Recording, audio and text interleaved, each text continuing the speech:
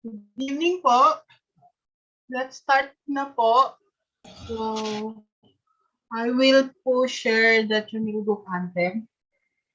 Wait lang po. Let's start with the Chunilugok anthem. Share my screen.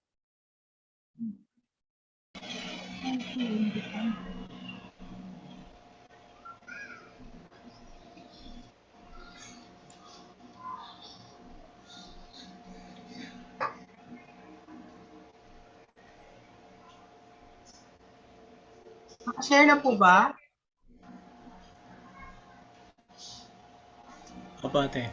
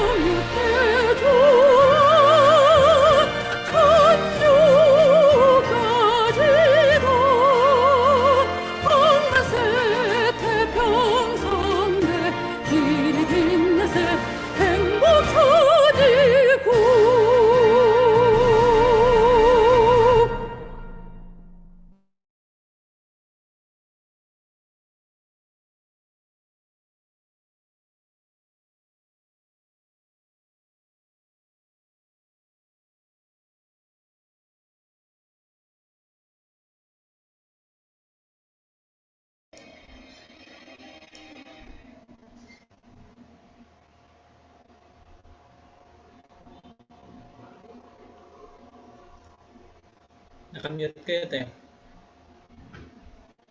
Good evening, brothers and sisters, colleagues, co-lecturers, and of course, our mentors, Sir Randy. I would like to ask Ms. Sylvia to lead the opening prayer.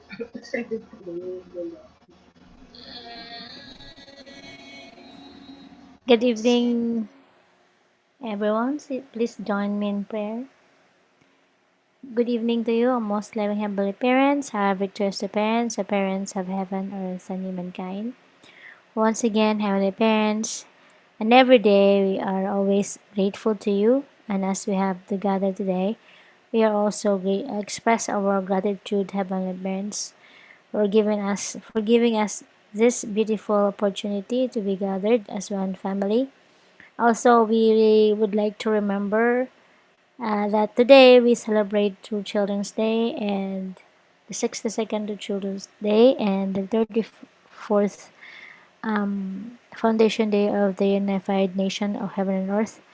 Heavenly Parents, we are all challenged and been reminded on how are we going to take ownership on this providence which our true parents had pioneered.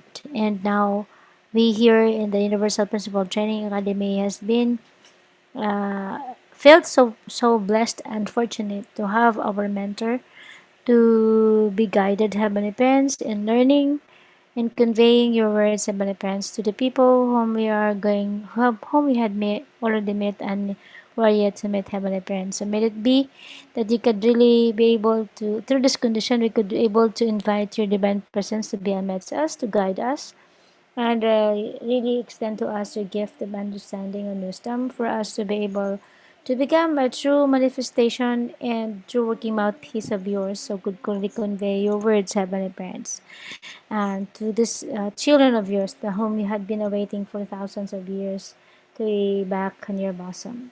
Thank you so much for trusting us, absolutely, Heavenly Parents, despite all our inadequacies, and for trusting us, Heavenly Parents, that we can really become a people whom we can uh, leave behind your legacy of peace and love, and ultimately salvation, Heavenly Parents, since we have severed our relationship with you. Thank you so much also for the gift of life and good health that we had been enjoying every day, for the unlimited heavenly fortune that you had allowed us to enjoy in so many different ways as well, conveyed to us and in so many different ways and people.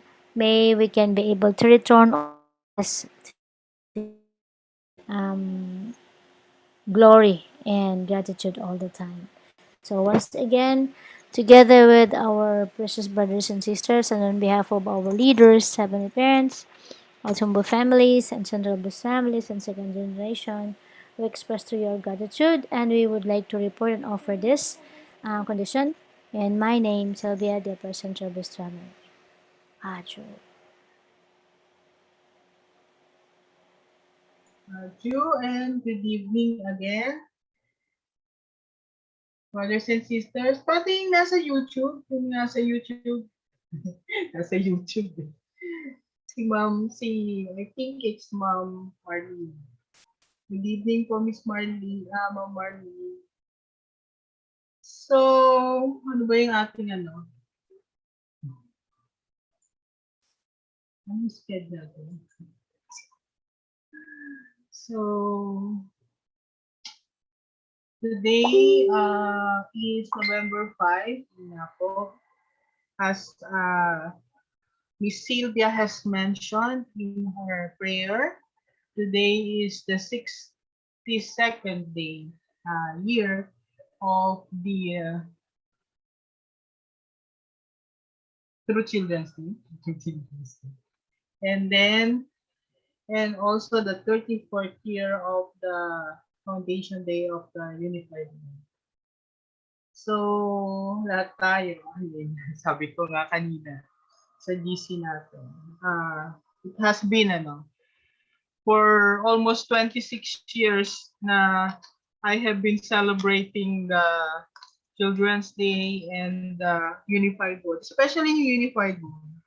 Hindi ko talaga siya, I have been wondering kung ano po talaga yung significance ng Foundation Day of the Unified World. Parang sabi ko, kaya talaga yung kulay niya. Pag naintindihan ko naman, pag literally, maintindihan mo na gano'n. Pero hindi na ko lang talaga siya naintindihan. Nung pinaliwanag siya dun sa na how very important it is na yung 1988 na nung sinelebrate yun. So, na it is also the foundation for the Foundation Day for tawag dito, for establishing the foundation day, yung nilotip. So, this time, marami tayong natutunan kaninang umaga. Also, yung Children's Day, sabi ko, hindi ko rin alam na gano'n. Yung higher understanding of the two Children's Day. Diba? Tama ba yung pinagsasabi ko? So, pinagsasabi ko. Mamaya mali pinagsasabi ko. So, ayun po. So, ngayon, ang schedule po natin, yung schedule natin, si Sir Herwin, wala pa siya. Merong naka-schedule na mag-lecture for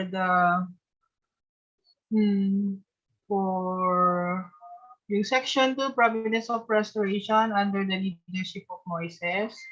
And that is Sir Herwin Malinawan. And then also part 2, chapter 1, yung Providence of Restoration in Abram's family, which is ang naka-schedule na magla-lecture doon is si Ma'am Sylvia. And then naka-schedule din po si Ma'am Bilyasan to lecture chapter 2, section 1, the root of sin. And then si Miss Hilda is part 1, introduction of the divine principle from the fourth batch. So, meron tayong lahat na And fortunately, Miss Sylvia is here. So, dapat pala hindi ko siya tinawag na opening prayer. Pero, bago tayo mag-start sa Randy, start na tayo with Ma'am Sylvia. Sige po. To lecture. Sige po. So, tatawagin na natin. Biglang dumating si Sir Herwin. Si by the bell ba si Miss Sylvia? Mukhang mauna na ako si Sir Herwin. Hindi pa rin po. Ganon. Kung baka magpapahinga pa si Sir Herwin. Sir, ano po, sir? Ay, nawala. So, habang pumapasok si Sir Herwin, so let me introduce Miss Sylvia. Wait. Hindi nakahanda yung aking Pero meron ako nakahanda na. Hanapin ko lang po. Meron ako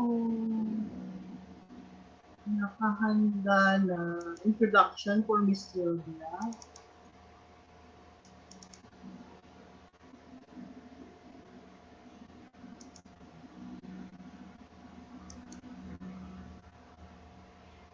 Okay.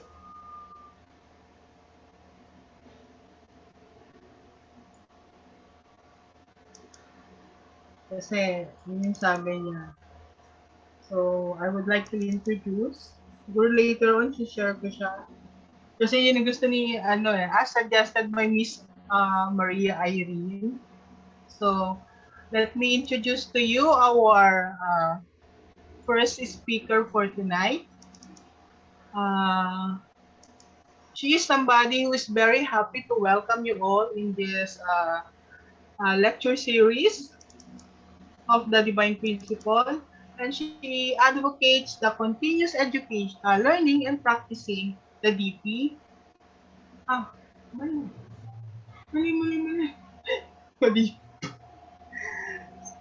Mali yung binasa ko.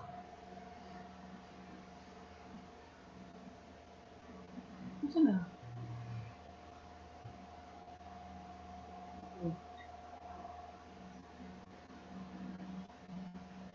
Mr. Randy yung binasa ko. Nagkamali ako, sir. Sorry po.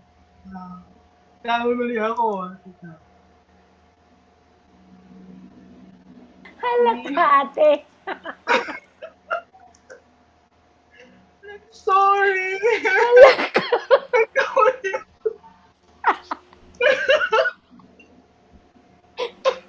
Nagkamali ako. Mr. Randy yung binabasa ko. Ala ka, pinapawan mo na si kuya.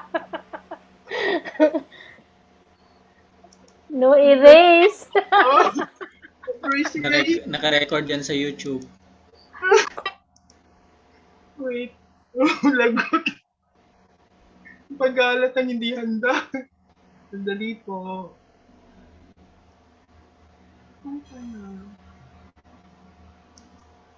Okay.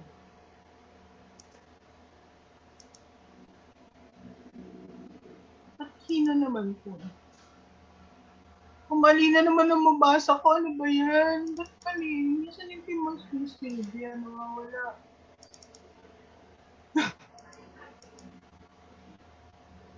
Nauna kasi yung kay Miss Sylvia.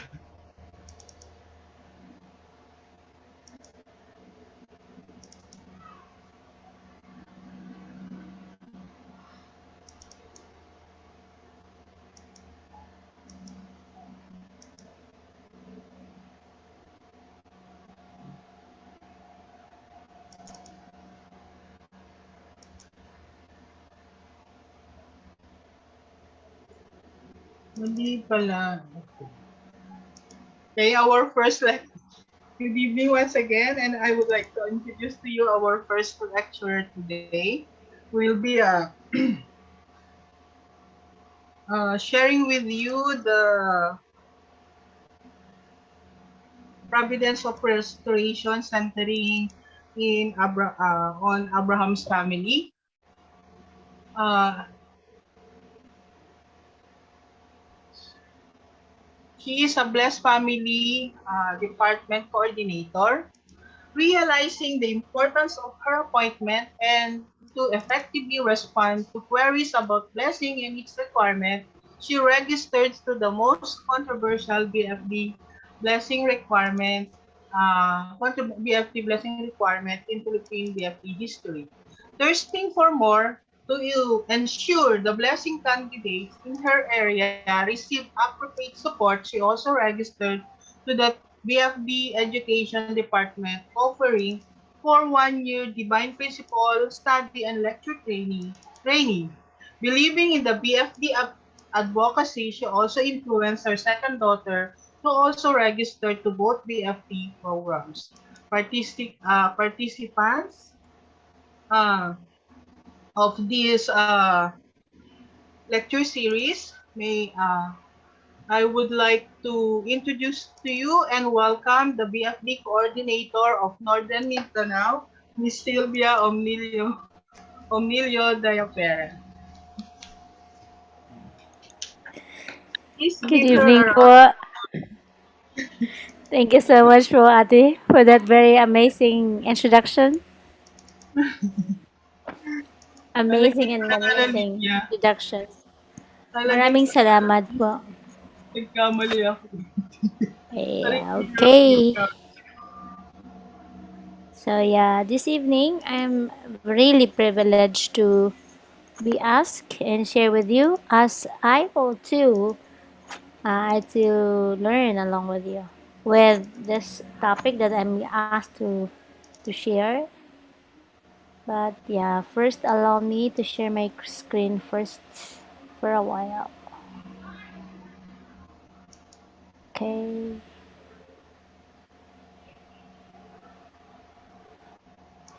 And yeah. Ha? Hindi pala to, sorry po.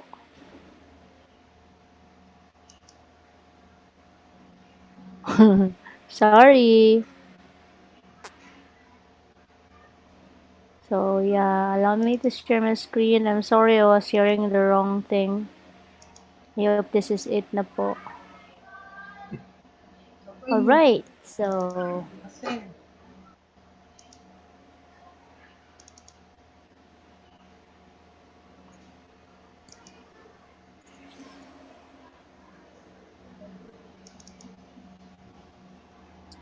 yeah, so once again, thank you so much for this privilege, and I'm honored and humbled to share with you and learn with you this topic that I am asked to share. So tonight's learning objectives will be focused on the discussion on Adam, Noah, and Abraham's family in the Providence to lay the foundation for restoration. So tonight I am tasked again to discuss the providence of restoration in Abraham's family. So we knew that due to to the fallen act of Ham, the second son of Noah, the providence of restoration in Noah's family was not fulfilled in the previous chapter as it is being discussed. Nevertheless, we also knew that God had absolutely predestined the purpose of creation and that one day it would be realized. Therefore, upon the foundation of Noah's loyal and a heart of loyalty towards heaven, God called Abraham in place of Noah. So, therefore, upon the foundation of Noah's, sorry. So, God called Abraham the son of Terah, who was an idolater and the most beloved by Satan. And then from there, uh, commence a new chapter of the providence of restoration with the family of Abraham. So Abraham's family was to restore the foundation for the Messiah and receive the Messiah. And then based on that foundation, and receive the Messiah based on that foundation. So thus Abraham had to restore through indemnity the foundation of faith. And his son had to restore through indemnity the foundation of substance. So yeah. And Abraham was to inherit the mission of Noah. And thus the mission of Adam in the capacity. In Adam. In this capacity, he represented the restored Adam.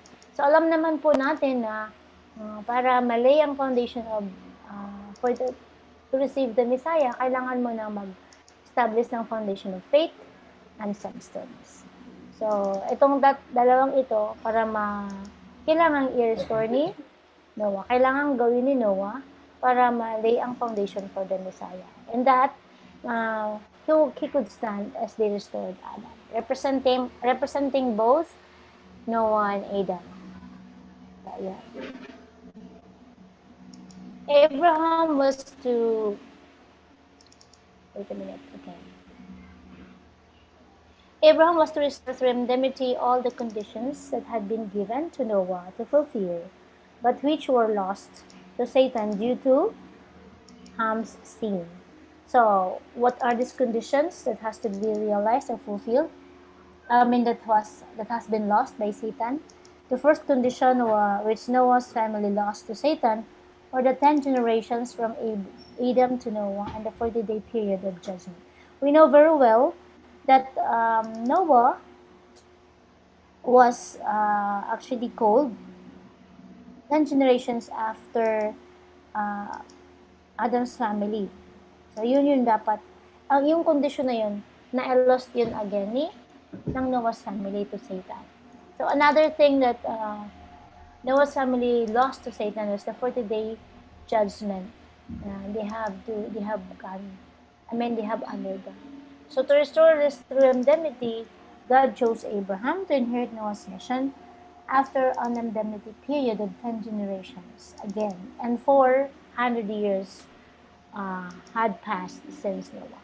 So, grabe no, yung titingnan natin, parang simple lang kung isipin natin, hindi natin talaga i-go through yung detalye of this hard toil of heavenly parents, the preparation for the centrifugal to be chosen. Parang simple lang, kaya lang tignan natin kung gaano kadami, gaano kahaba yung preparation. So, because of that, after Noah failed, God has to again toil another 10 generations, and it took him another 400 years to pass before he can choose another person, which is in the position or in the personality of Abraham. So the second set of conditions which Noah's family lost to Satan was the position of the father of faith.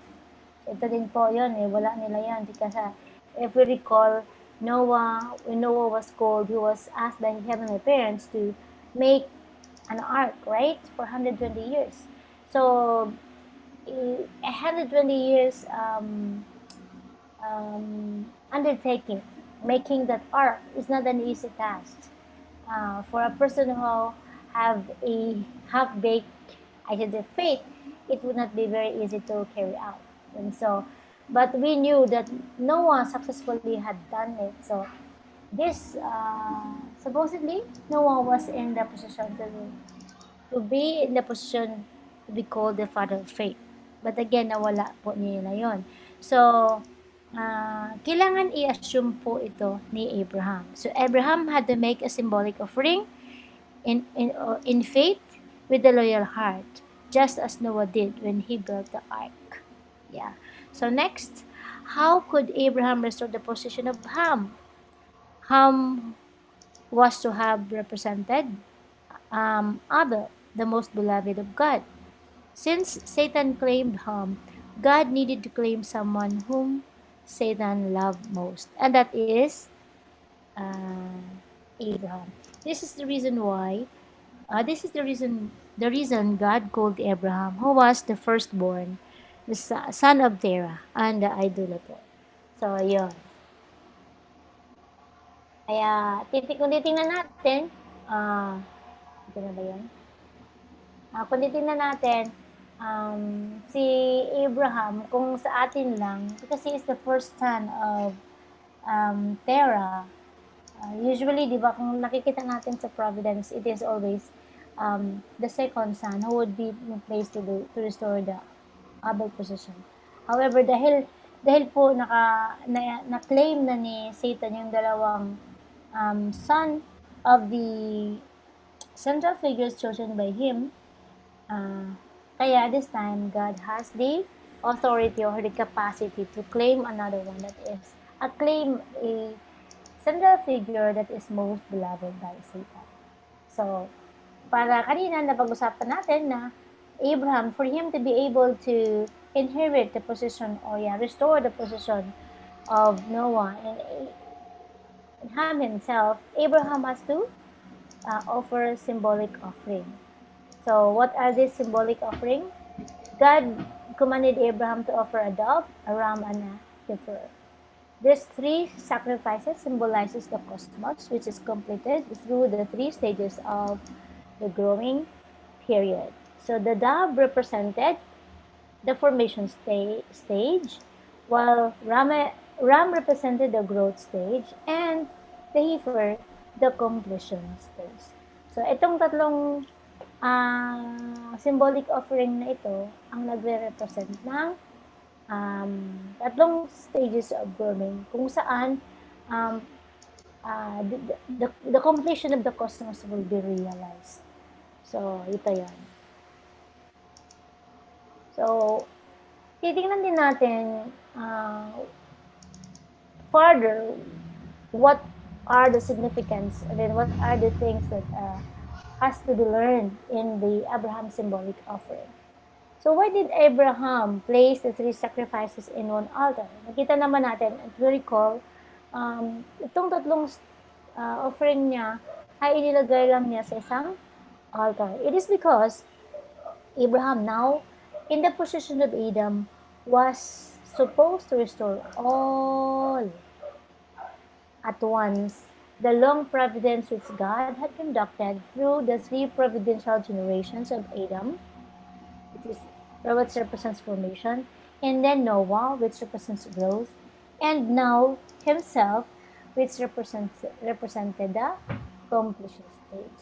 So, kaya kailangan niyang ilagay ito sa isang altar lamang kung saan dapat din niyang ma-restore lahat nung kung ano yung naiwala nung dalawang nauna na sa kanya ng mga central figures, which is Noah and Adam. So, lahat ito, tatlong generations na foundation of faith and substance ay kailangang isagawa na or mag-carry out na ni Abraham. So, here we could also learn that in a symbolic offering, Abraham did not cut the dove in two as he should have. So the birds of prey came down and defiled the sacrifices. So, aside from knowing na may nag-ask si God kay Abraham to offer these three symbolic offering, God also had commanded him to cut these three offerings into halves. And not dividing it meant that he offered what had not been wrested from Satan's possession. This mistake had the effect of acknowledging Satan's claim of possession over the sacrifices. So, it's so, kung titingnan natin, we should be more aware and vigilant in making an offering, because sometimes the slightest mistake that we could ever do may or could be the possible or could become a greater, could make a great possible cause for Satan to claim such a sacrifice. So, ito yung hindi pag-divide ni Abraham ng bird, ng dove. So, ito yun, nagkakaroon ng base si Satan to, again, maka-invade siya doon sa symbolic offering ni Abraham. So, what are the reasons why the offering had to be divided? First, this is something that we have to learn and reflect deeper and put in our hearts, reflect deeper talaga. First, it is to restore. The reason why it has to be divided is for it to restore the situation in Adam's family, in which Abel and Cain were divided into a representative of good and a representative of evil. So second, it is to restore the situation of having divided good from evil during the 40 days of Noah's flood. Kasi ang kasi alam naman natin in the Garden of Eden na meron pong nagkaroon ng two representation. Ang tao ay nagkaroon ng dalawang mind. And the other one is representing the good and the other is representing evil, which is the result po doon sa act ni Eve. So, ito din po yung kanilang dapat i-restore. So, the third reason why the offering has to be divided is that to make the symbolic condition to separate the realm of good sovereignty out of the universe ruled by Satan. So, kailangan talaga natin yun. Ibalik yung, kung ano yung, kasi syempre nauna nang nag-claim or nag-rule out si Satan ahead of God over the people, sovereignty over the people and the whole world. So, kailangan po na ma-separate po yung realm of goodness from the realm of evil. The fourth reason is that to make the condition to sanctify the offering by draining out the blood of death which had entered fallen humanity when they were bound in blood ties to Satan. Kaya naman natin through the relationship which Eve had made to the archangel, nagkaroon po tayo ng fallen or evil blood ties. So, kailangan po nila itong i-drain. So, kailangan po talagang, kumbaga, ubusin yung blood ties with Satan. Ito yung pinakang reason. So, here, we also can learn that in Abraham's symbolic offering, in failing in the symbolic offering, through this failure, the symbolic offering, all the conditions of God conditions God intended to restore through it were lost. Again, naiwala na naman because dahil lang doon sa hindi pagkat ng dove, naiwala na naman ang lahat ng conditions na gusto na sana carry out ni God by Abraham. As a consequence, Abraham's descendants had to suffer oppression and slavery for 400 years in the land of Egypt, and the providence centered on him was prolonged through the three generations of Abraham, Isaac, and Jacob. So, alam naman natin din na si Abraham is the third person from Adam that God has chosen as a central figure uh, to be his, I should say, this is my own term, to be his substantial surface, kung saan makikita at mararamdaman at mararanasan ng tao ni God ang totoong happiness. But then, alam naman natin na because of bawat central figure na gagawin or mapili ni God, kailangan po naman patunayan natin or that particular single person, i-fulfill mo na i-fulfill talaga ng bawat tao na napili ni God ang foundation of faith and substance. So, dahil dito, kailangan nating for these three central figures, kailangan nila itong gawin. And then, sa time ni Abraham naman, dahil nga po dun sa pagkakamali niya, if we will see, yung pinakang smallest or slightest mistake that he has made that is not having been able to cut the dove, had caused his descendants to suffer oppression or slavery in the land which is not theirs. It's the land of Egypt. So, and at the same time, na-prolong po yung three generations. Yung restoration in his three generations. That includes his son Isaac and his grandson Jacob. So after Abraham failed in the symbolic offering, God gave him another chance and commanded him to sacrifice his only son Isaac as a burnt offering.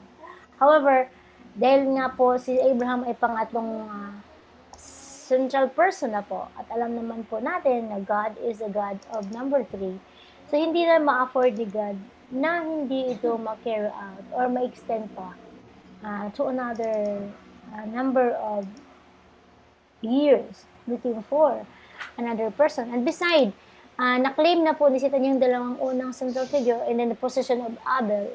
Yeah.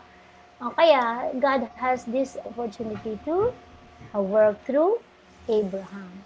So now, we have to know what are the reasons why God had worked with Abraham again.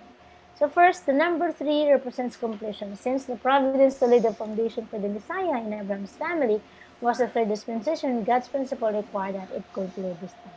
So nasabi ko na kaunti kanina, no? So dapat hindi na talaga pwedeng mag-extend pa. In this moment, during the time of Abraham, kailangan na pong matapos itong providence of restoration or to lay the foundation for the Messiah. And so that was the first reason. The second reason why God has worked with Abraham again is that Satan had attacked both Adam and his son Cain, defiling the family over the course of 2 generations. Hence, according to the principle of restoration for indemnity, God could work to take back Abraham and his son Isaac over the course of 2 generations. So, kita naman natin because Satan attacked 2 generations ahead God now can take back over 2 generations. This is the very reason why God can really work through Abraham again. Another reason why God could work with Abraham again is that even though Abraham failed, God could raise him up and give him another chance to make an offering based on the accumulated merit of Abel's and Noah's faithful hearts. So, hindi lang din po doon sa unang dalawang reason why God can work. However, these 2 other central figures, which is which is Abel and Noah, who is in the position of God or goodness, dahil po sa kanilang faithful hearts, na nagkaroon po ng merit of the age, kumbaga, nagkaroon po ng merito, binisaya lang, chance na ma-enjoy or na-enjoy ni Abraham kahit nagkamali po siya by not cutting the dove. Dahil sa faithful hearts ng dalawang naunang central figure, towards God, that God can really be able to work with him again. So, kung titingnan natin dito mga brothers and sisters, this is my own reflection though, na lahat ng gagawin natin, either good or bad, hindi po nakakalimutan ni God. Kaya, it is very important na we should always reflect what are the things that we could possibly contribute, and then which is pleasing to the heart of God. So that, even if in our time, ako sa akin to even in our time, if we may not have been able to see the fruits of our heartbreaks, definitely the next generation or the descendants ahead of us will be enjoying what the fruition of our heartbreaks. So, yan yung aking sariling reflection. Char lang. So, yeah. Anyway, pero totoo po talaga. Yun yung realization ko. So, and I hope that we too all can reflect on that. So, looking at Abraham's offering of Isaac, because God had asked Abraham to offer his only begotten son Isaac. Abraham had to, ano bang meron dito na dapat nating malaman? Abraham put forth his hand and took the knife to slay Isaac. Alam naman natin na after he failed doon sa symbolic offering that is offered in one altar, God had worked with him again, di po ba? So, it was Isaac na inas ni God na i-offer niya. So, actually, Abraham had expressed or had manifested a zealous heart to God also, because he never hesitated to bring Isaac with him to the Mount Moriah, wherein the symbolic offering or the altar for the offering has to be made. And then, at the time, alam naman natin na Isaac was already in the right age. He already had known, in fact, he already had helped his father Abraham to carry the firewoods for the offering, for the burnt offering. So, and then alam din natin na during the time in their journey, which took them 3 days, nag-a-ask na si Isaac kung nasaan po yung symbolic offering. But Abraham only retorted to his son that God had prepared an offering. So, tingnan natin, dito makikita natin na at that back then, may nagkaroon po sila ng unity in heart. Yeah. Alam po natin nga, kung titingnan natin ito from the humanistic point of view, it would not be very easy. However, again, I would reiterate that Abraham had manifested a zealous heart towards God. Na he fears God talaga po. So, when he already put his hand took the knife to slay Isaac, the angel of the Lord called to him from heaven and said, "Do not lay your hand on the lad or do anything to him, for now I know that you fear God." So, yun. It is a very amazing na right there and then, dahil hindi siya nagkaroon ng kahit kaunting agam-agam, he manifested talaga absolute faith to heavenly parents by offering his only son. Then, God himself also sent his messenger to Abraham na not to lay his hand to his only son, Isaac. So, Abraham's zeal to God, to do God's will and his resolute actions, carried out with absolute faith, obedience, and loyalty, lifted him up to the position of already having killed Isaac. So, amazing, no? Therefore, he completely separated Satan from Isaac. Because of that act, Abraham separated Isaac from Satan. So it's like it is symbolizing like he has been able to kill Isaac. So another thing that we have to learn from this offering of Isaac is that because of Abraham succeeded in his offering of Isaac, the providence of restoration in Abraham's family could be carried out by Isaac. So, Isaac now became the offering. So, in this way, Isaac, having inherited Abraham's mission, made the symbolic offering and restored to him the foundation of faith. So, doon sa act na yon o doon sa offering na yon, having, for sure, before Abraham put Isaac to the burnt altar, dapat, inano niya, kumbaga, sa atin pa, nilagyan ng tinalian na niya. However, at the time, Isaac also manifested a heart of unity to his parents, believing on his father's act of offering. So, hindi siya nagko-complain. And because of that, the providence of restoration in Abraham's family by Isaac could really be kumbaga na-establish na. So, in this way, Isaac, having inherited Abraham's mission, made the symbolic offering and restored through indemnity the foundation of faith. So, silang dalawa na palaganap na ang foundation of faith. So, however, kung nailay na yung foundation of faith, paano naman po yung foundation of success, which is equally important in laying the foundation for the Messiah to come. So, here we will see that before Isaac's two sons, Esau and Jacob,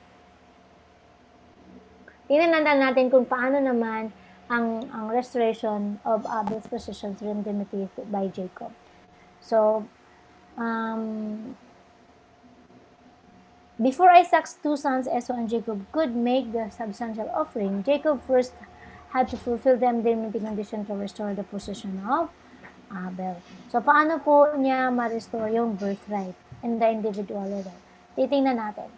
First, in the fight to restore the birthright of the eldest son, si Jacob being the second son, on the individual level, Jacob cleverly obtained it from Esau, exchanged for some bread and pottage of lentil.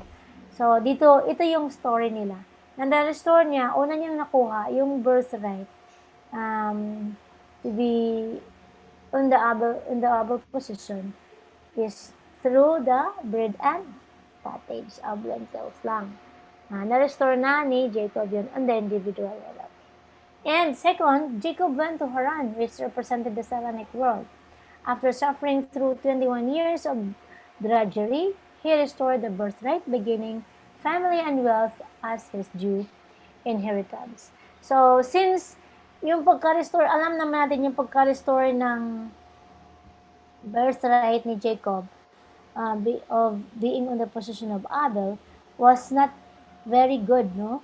And it is only through bread and pottage. At saka alam naman natin in the beginning, because hindi lang naman yung dahil once na sinabi ni Esau na, sige, sa'yo na yan, when he was hungry and asking for food from Jacob back then, before Jacob went to the land of Haran, na nakakuha niya yung birthright. However, the birthright was really yung actual po na binigay sa kanya yung blessing by his father,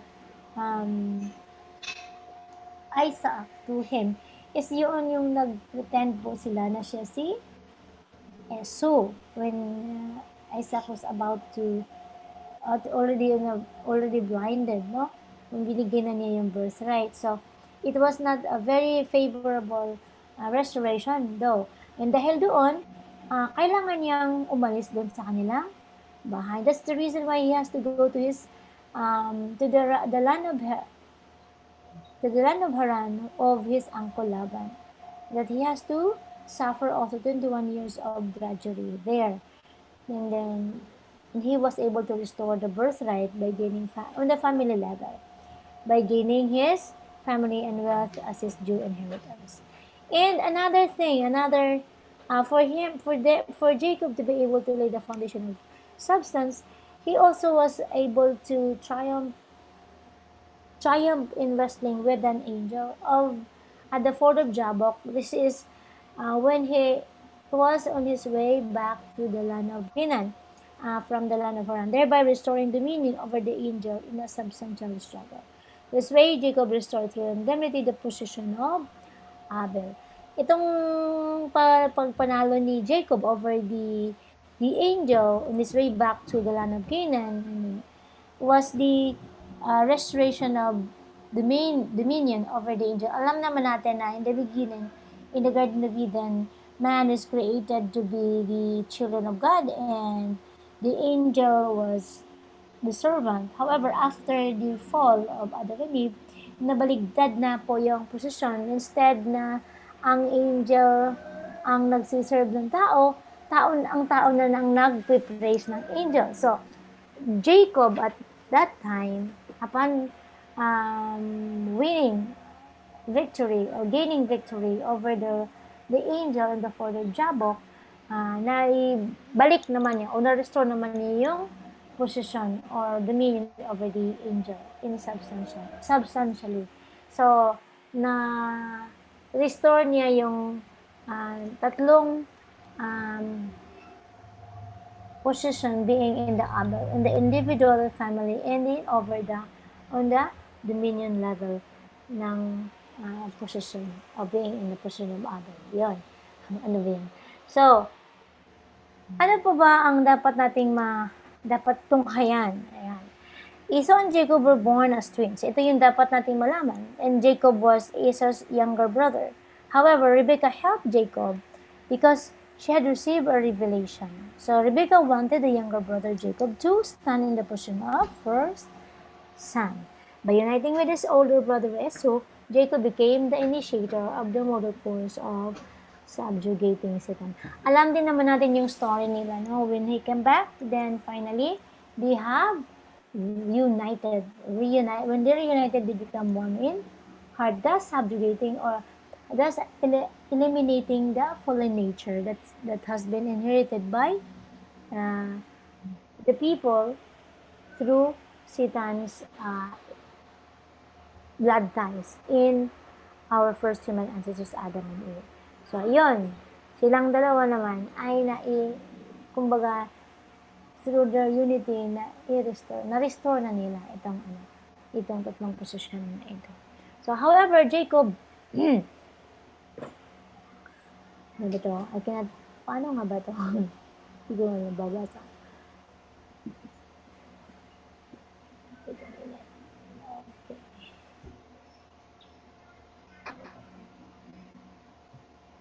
Okay. So,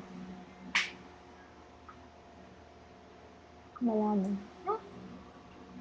However, wait a minute po.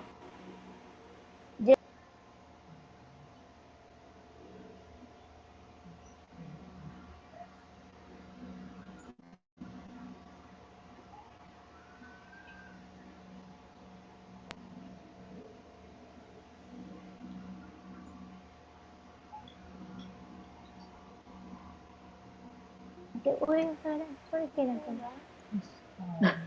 Ano yun?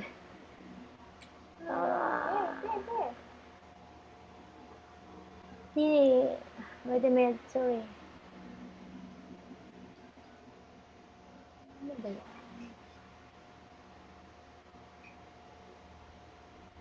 Hindi pa kasi yan.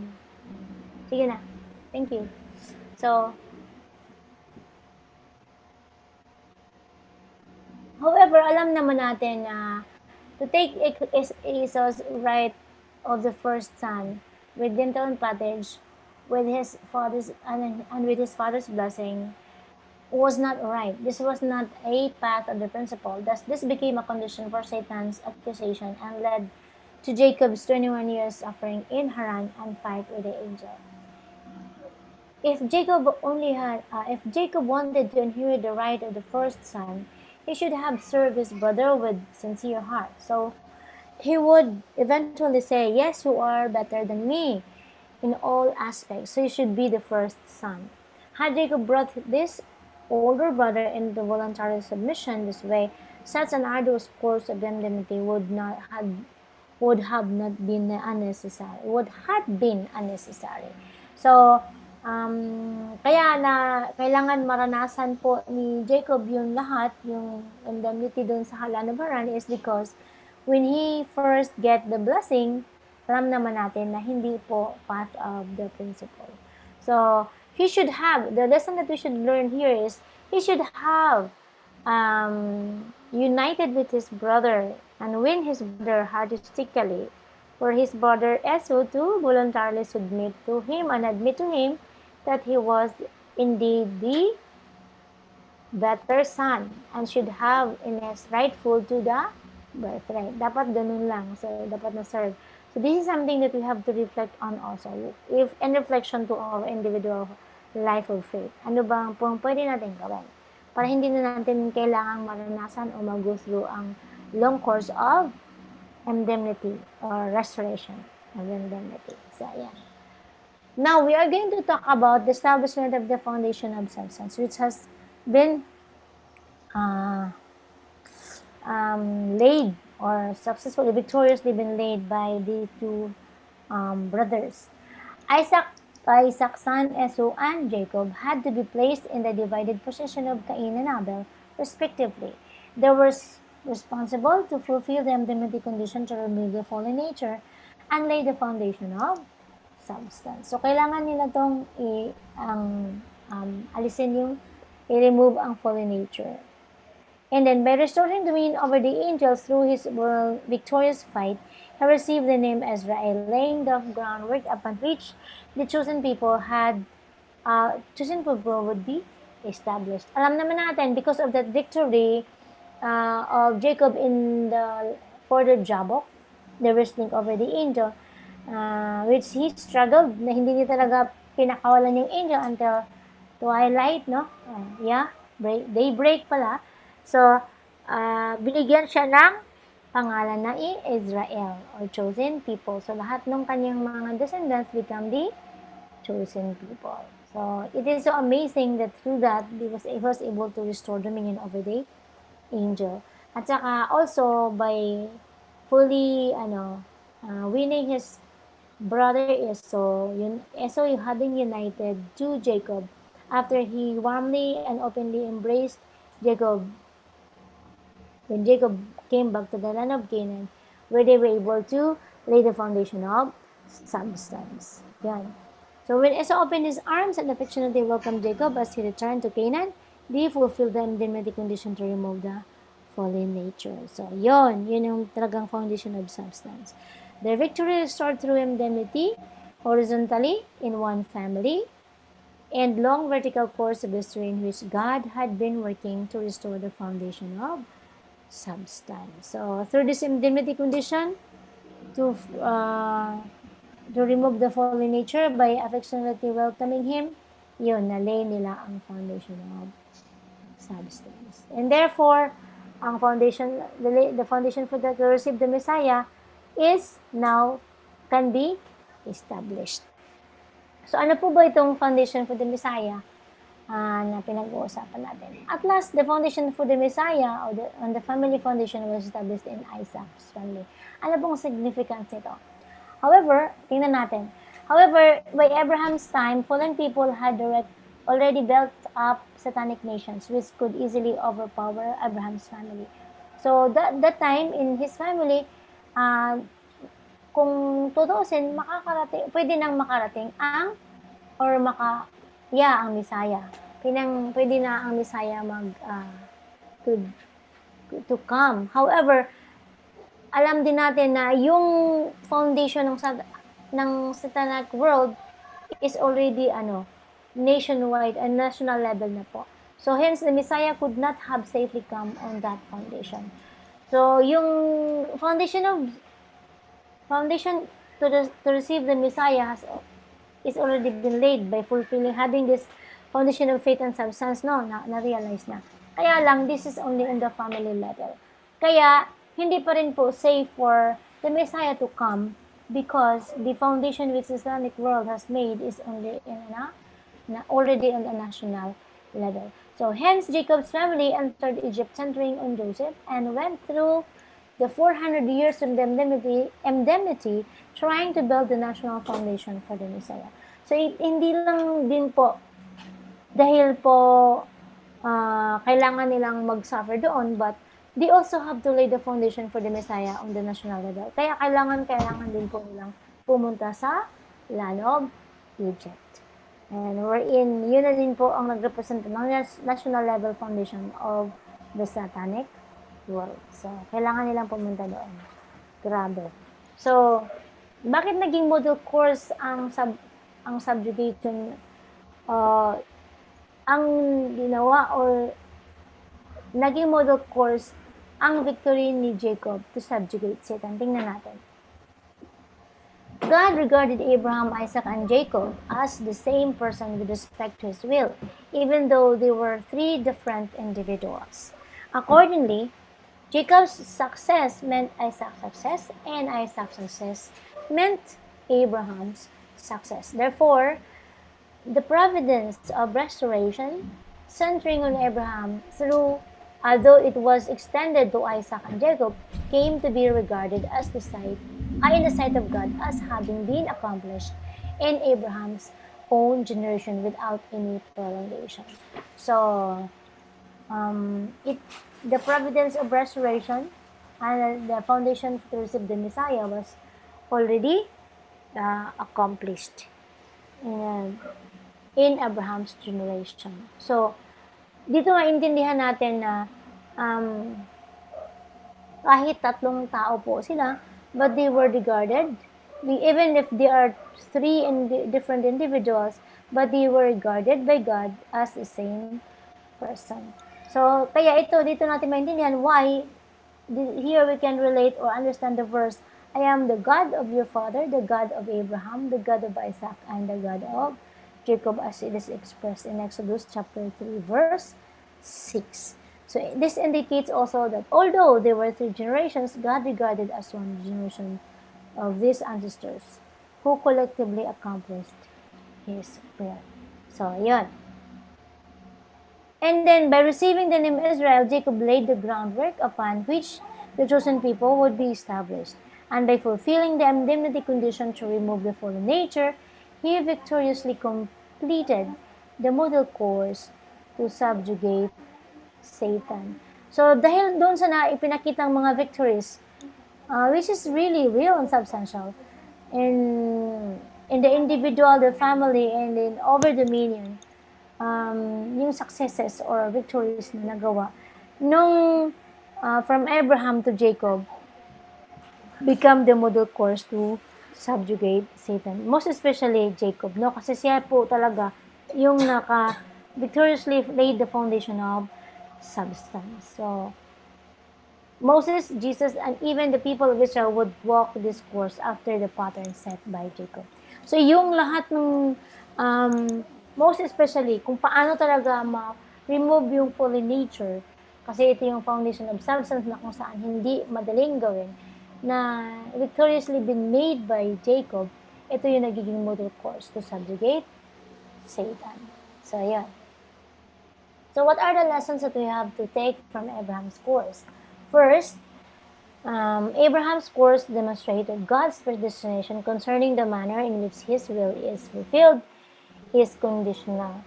So, bakit naging conditional ang predestination ni God? Alam naman natin na God has absolutely predestined everything. Pagka may pinili siya, ang will pala ni God is absolute. So, it's never unchanged. It's never changing at all. It's unchanging.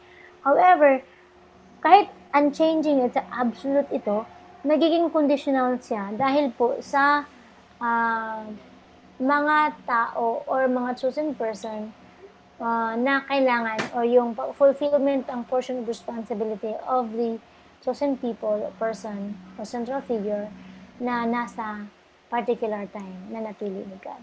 So, another lesson that we have to learn from Abraham's family is that Abraham's course shows us that when human beings fail to complete the responsibility, the fulfillment of God's will is always delayed, and its restoration requires fulfillment of a greater indemnity condition. So, kung tingnan natin, it's not only in Abraham, but even from Noah, from Adam itself to Abraham, and then of course, Adam, Noah, and then Abraham.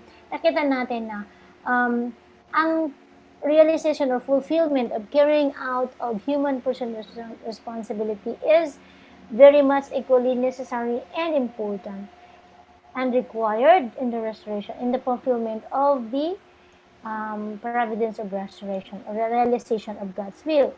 Kaya, importante po yung actions or decisions or yung yung ginagawa o gagawin ng central figure, or say it to ourselves.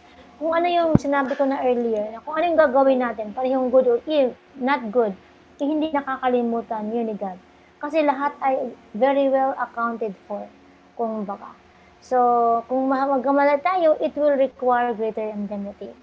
Pag may ginawa naman tayo maganda, hindi din yung lalo nakakalimutan ni God. Because though all these good deeds will be, yung merit nun, yung output or fruition ng mga good acts or deeds natin, will definitely be enjoyed by our next generation. So, ito po yung dapat natin i-reflect po from Abraham's course. And another thing that we need to remember, or always remember in Abraham's course, that Abraham's cutting the sacrifices into provides a lesson that each of us must divide our own self as an offering to separate good from evil. So itong another significant thing, or that we should always reflect, is that just like us, when we know the principle, it is very necessary, and it is equally important that we also have, it's not just equally important, but very, very important, that we should know how to cut our own old self from that we used to know and we are being used to, as it is being offered, or yung nakasanayan natin, which is of course greatly influenced by the evil. Before we know the principle, now that we know the principle, we should be able to know to separate ourselves from that old self that we have, to make a new self, which is based on the principle. So ito po yung mga lessons na dapat natin muni-munihan, and then hopefully we can reflect on our daily life of faith. So my dear brothers and sisters, I hope now from this sharing we also have gained, as I have learned a little bit from this sharing that I had. And this ends my lecture, and I hope na yung life ni Noah, ni Abel, or in Adam's family and Noah's family, as well as Abraham's family, ay mabigyan, kumbaga nakakapagbigay sa atin ng great lessons in our daily life of faith. And I hope na na-satisfy po yung ating learning objectives with this presentation. Thank you so much once again, and thank you for bearing with me. That ends my lecture for this evening. Good evening. Okay, thank you, Ma'am Sylvia Emilio Diapera, for the very artistic sharing of the Abraham's course to restoration.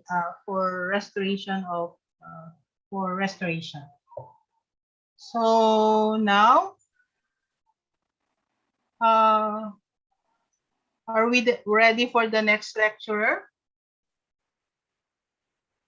Diretso na po tayo sa next lecturer. So, Sir Herwin, are you ready na po? So, let me first introduce to you our next lecturer. Nawala? Ay, yun dyan. So, our next lecturer is one of the first batch graduate of the BFD Education Department, offering for 1 year Divine Principle Study and Lecture Training, the Universal Training Academy, or in short, UPTA. Charismatically, he always introduced himself as being much and blessed internationally with his schoolmate at the International Peace Leadership College. He is an education graduate. His heart for the advancement of the Providence was trained during his missionary work in the United States and in South Korea.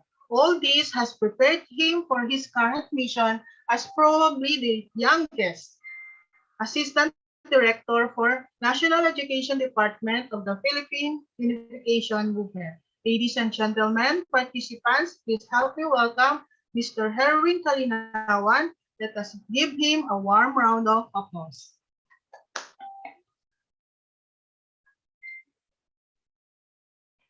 Thank you so much, Te. Sabi nakaka-overwhelm yung introduction. At walang yung kay kanina, si Sylvia. Wala siyang kanina, PowerPoint.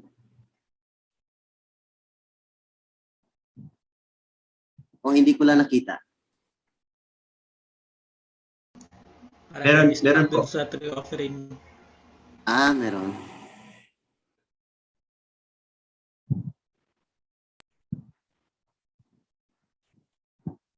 Okay, so ngayon ko lang nalaman.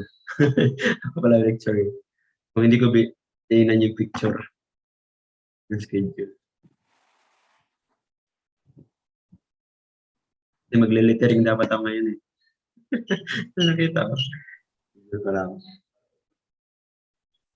Okay, so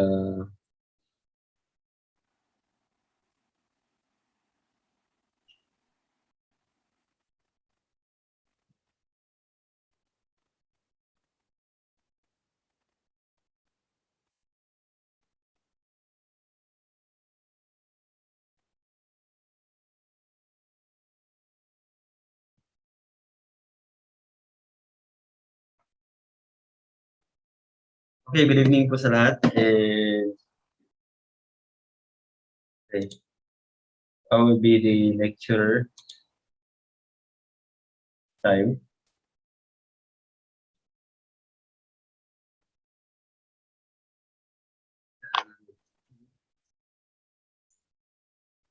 Sorry sa delay.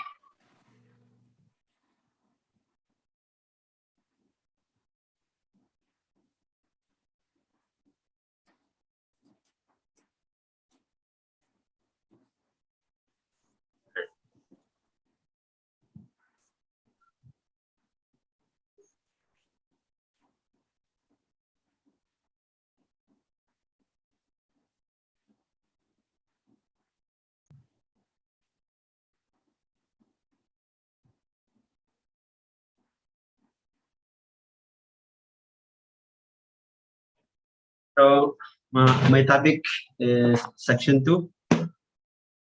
We are now on, we are still on chapter 1 of the Divine Principle, part 2. So we are still talking about the restoration, and my lecture would be regarding the leadership of Moses, the providence of restoration under the leadership of Moses.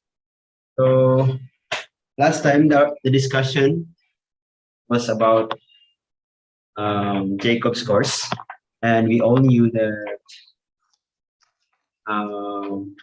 Jacob already established the foundation of faith, foundation for the Messiah, which is the foundation of faith and substance. But unfortunately,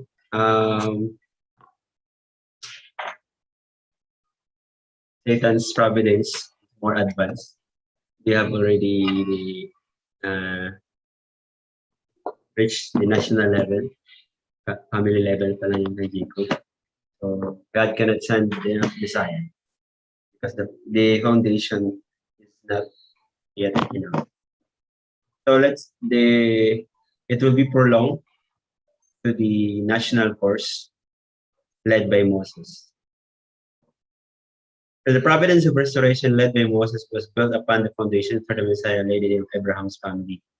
Nevertheless, the principle still requires Moses himself to lay the foundation for the Messiah by restoring through indemnity the foundation of faith. So, foundation of substance. So, kailangan ng foundation of faith and substance ni Moses. Still the same, what Abraham's family and Jacob's family had done. So,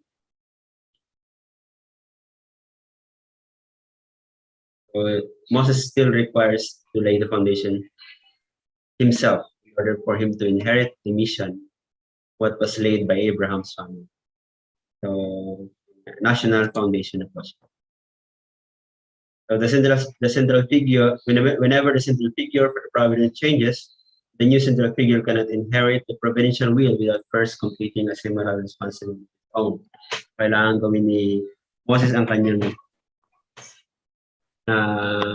yung sariling responsibilidad bago niya ma-inherit yung mission previous mission. So furthermore, in this case, the foundation had to be laid anew because the scope of the providence has expanded from a family to a nation. So we are now on national level. After the conclusion of the 400-year period of the Israelites slavery in Egypt, so yung failure ni Abraham not cutting down, so the indemnity is the 400 years, right? So after that one, Moses became the central figure to restore the foundation of faith. So in laying the foundation of faith, kasi kailangan, as what we have discussed sa introduction, kailangan central figure, kailangan numerical period, saka offering. So ang central figure dito sa foundation of faith is si Moses. Moses was different from all the previous central figure in that verse. He was put in the position representing God acting in his life. Second, God set up Moses to prefigure Jesus. Moses stood on the foundation of the three successful symbolic offerings by Abel, Noah, and Isaac. The age of the providence to lay the foundation for restoration, when the sacrifices had been offered for laying the foundation of faith, had come to a close. Humanity had entered a new era, the age of the providence of restoration, and when they could receive God's words directly. Thus, there was no longer any need of symbolic offerings. So, sa time ni Moses, sa time ni Abel, Noah, and Isaac, ginagawa nila, they are offering, like they are offering, offer sila ng symbolic offering to God, right? But sa time ni Moses, ibang era na po siya, ibang age na po siya. It's the age of the providence of restoration. Previous age is the age of the providence to lay the foundation of restoration. So, which means, sa time ni Moses will no longer offer symbolic. But, gagawin ni Moses, he has to follow the words of God. Hence, Moses could restore the foundation of faith. How? Merely by obedience to God's word. So, while fulfilling a dispensation of 40 for the separation of Satan. So, hindi na kailangan mag-offer ni Moses, but he has by merely following God's word. This was the time that people could receive God's words na. As what we have learned from the Bible, that dito na nag-start yung commandments, the words of God has been through Moses. Yun. That's one of the example. And so yun yung sa foundation of faith. Sa foundation of substance naman is ang kinakailangan dito upon entering the age of the providence of restoration, for laying the national foundation of substance. Kailangan ang foundation of substance, kailangan lang sumunod ang mga Israelites kay Moses. Ang position kasi ni Moses is, he is the Abel. We talk about the family of Adam. It is also the restoration of the Cain and Abel position. So when we talk about the relationship between Moses and the Israelites, Moses is the Abel, and Israelites are the Cain. So which means the Israelites should unite with Moses, should follow Moses. And Moses also as the parent, and in the relationship between Moses and Jesus, Moses is the child. So the bottom line here is that in the foundation of substance, Israelites has to follow Moses. Also, Moses has to lead Israelites to unite with Israelites out of Canaan, out of Egypt, bring them to Canaan. So, once Moses had secured the position of Abel, the Israelites standing in the position of Cain were supposed to fulfill the national indemnity condition to remove all nation. Through their obedience to Moses. By doing so, they would establish the national foundation of substance. So, yun, magpalo lang sila kay Moses. Dali lang sabihin, pero mahirap gawin. Why? Because it is removing the fallen nature. And when we talk about Israelites, it's not just 5 people, thousands of people. So, maraming fallen nature ang kailangang i-overcome ni Moses. not easy to lead a big crowd of people. So, in comparing the life of the course of Moses and course of Jesus, it's almost the same as in the diagram. Moses bring the Israelites out of Egypt through the miracles and signs they led through passing through the Red Sea, the wilderness, and bring them to Canaan. And it was prolonged 3 times. The same what happened to Jesus as well. Jesus, of course, Jesus bring Christians out of their lives of sin through the miracles and signs. So Jesus performing miracles and signs to bring them crossing the sea of evil, passing through the desert and bring them into the garden, into new Eden. So it was also prolonged 3 times. When we talk about also their life, it's almost the same, even the story of their life. So there is a similarity between the courses Moses and Jesus. We compared.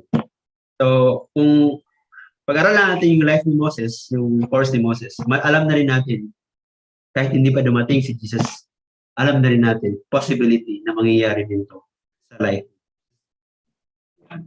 The first national course to restore Canaan, so, ayun, yung tanong doon is, kasi ang goal ni Moses is to bring the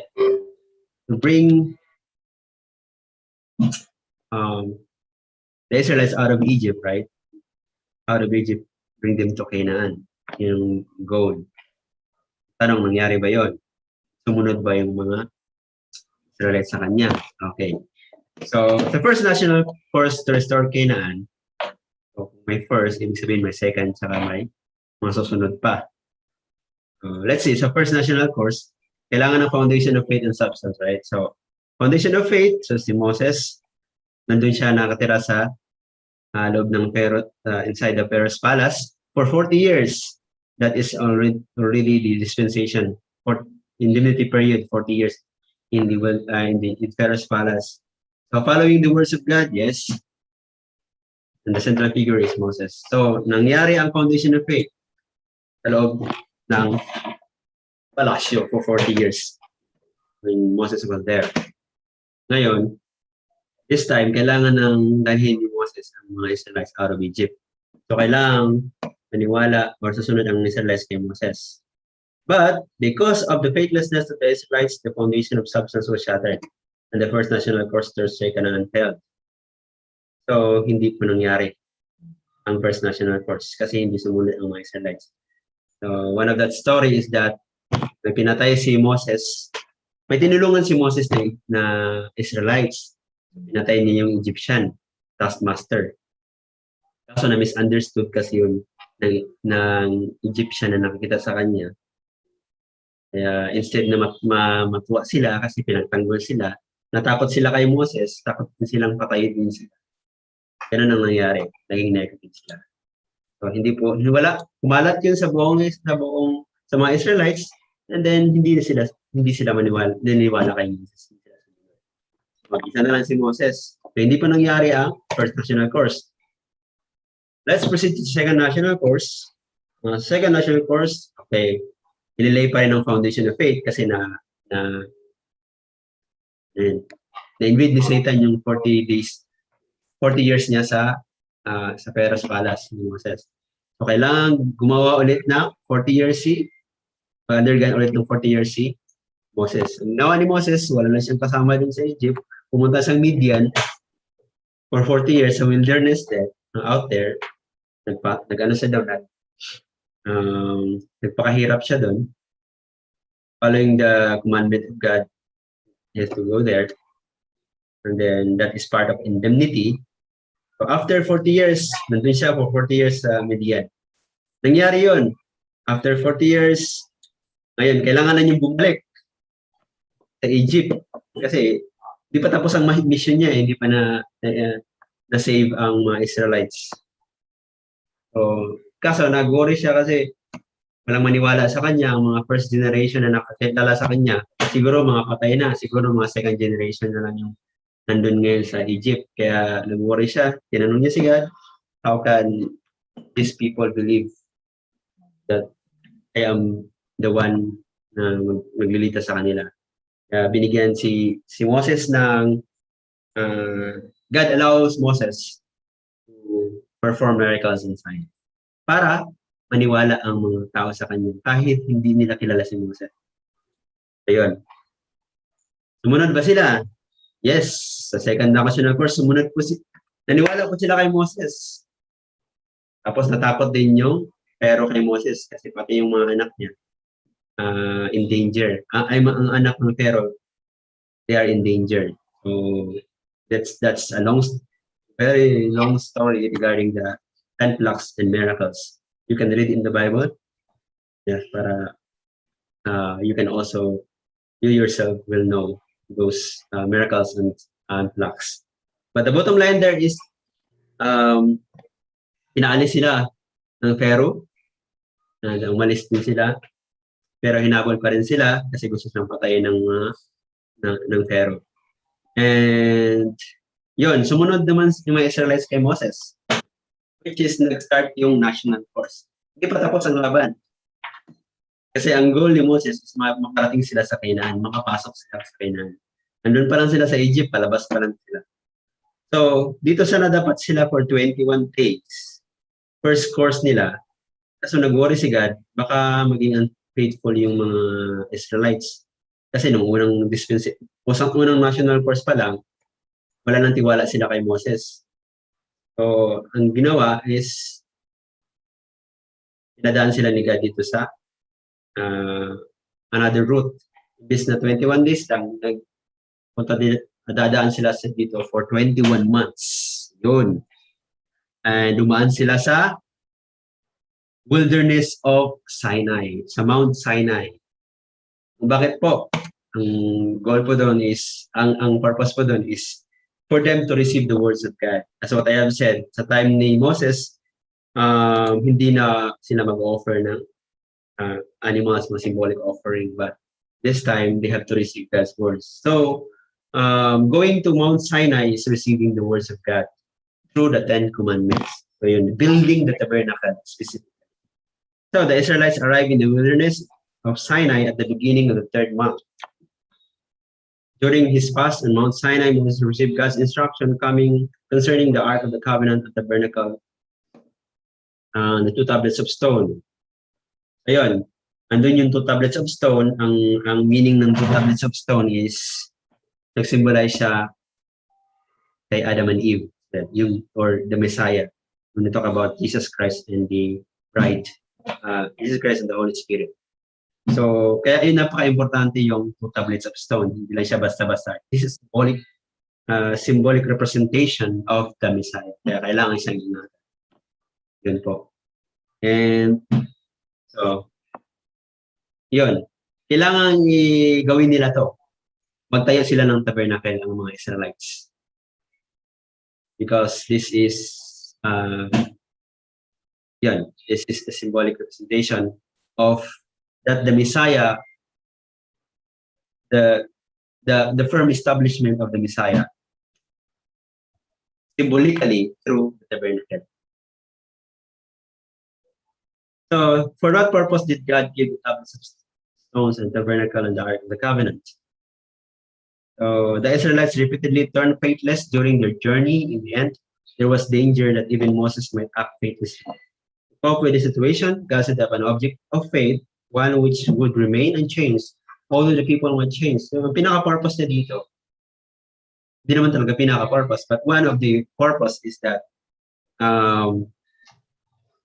ito yung magiging object of faith nila. Na kahit nakikita kasi ni God na posibleng mawala ng faith din si Moses.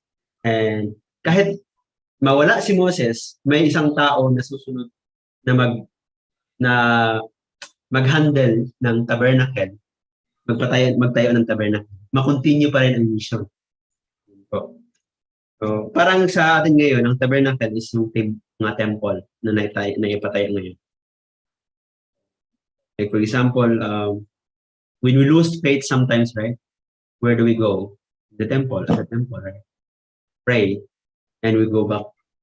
Pabalik yung strength natin, yung faith natin. Kahit wala na tayong tiwala sa ibang tao, gano'n. Pero pag makita natin yung altar, makita natin yung picture ng true parents, makita yung picture ni Jesus. So our faith is restored. Yun po. The same with the tabernacle. So object of faith. So, kailangan gawin yung tabernacle, right? So, kailangan. So, yun nga. Paggawa ng tabernacle, hindi basta-basta, nag-fasting si Moses 40 days sa tuktok ng Mount Sinai. Pagbaba niya, dala niya yung 2 tablets of stone na naka-inscribe doon yung 10 Commandments. Unfortunately, pagbaba niya, nakita niya yung Israelites na may sinasambang golden calf. Kaya nasaktan si Moses, galit na galit siya, without patience, tinapon niya yung 2 tablets of stone, kaya nabasag.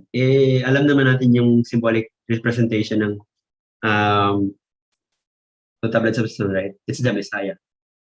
So it's also a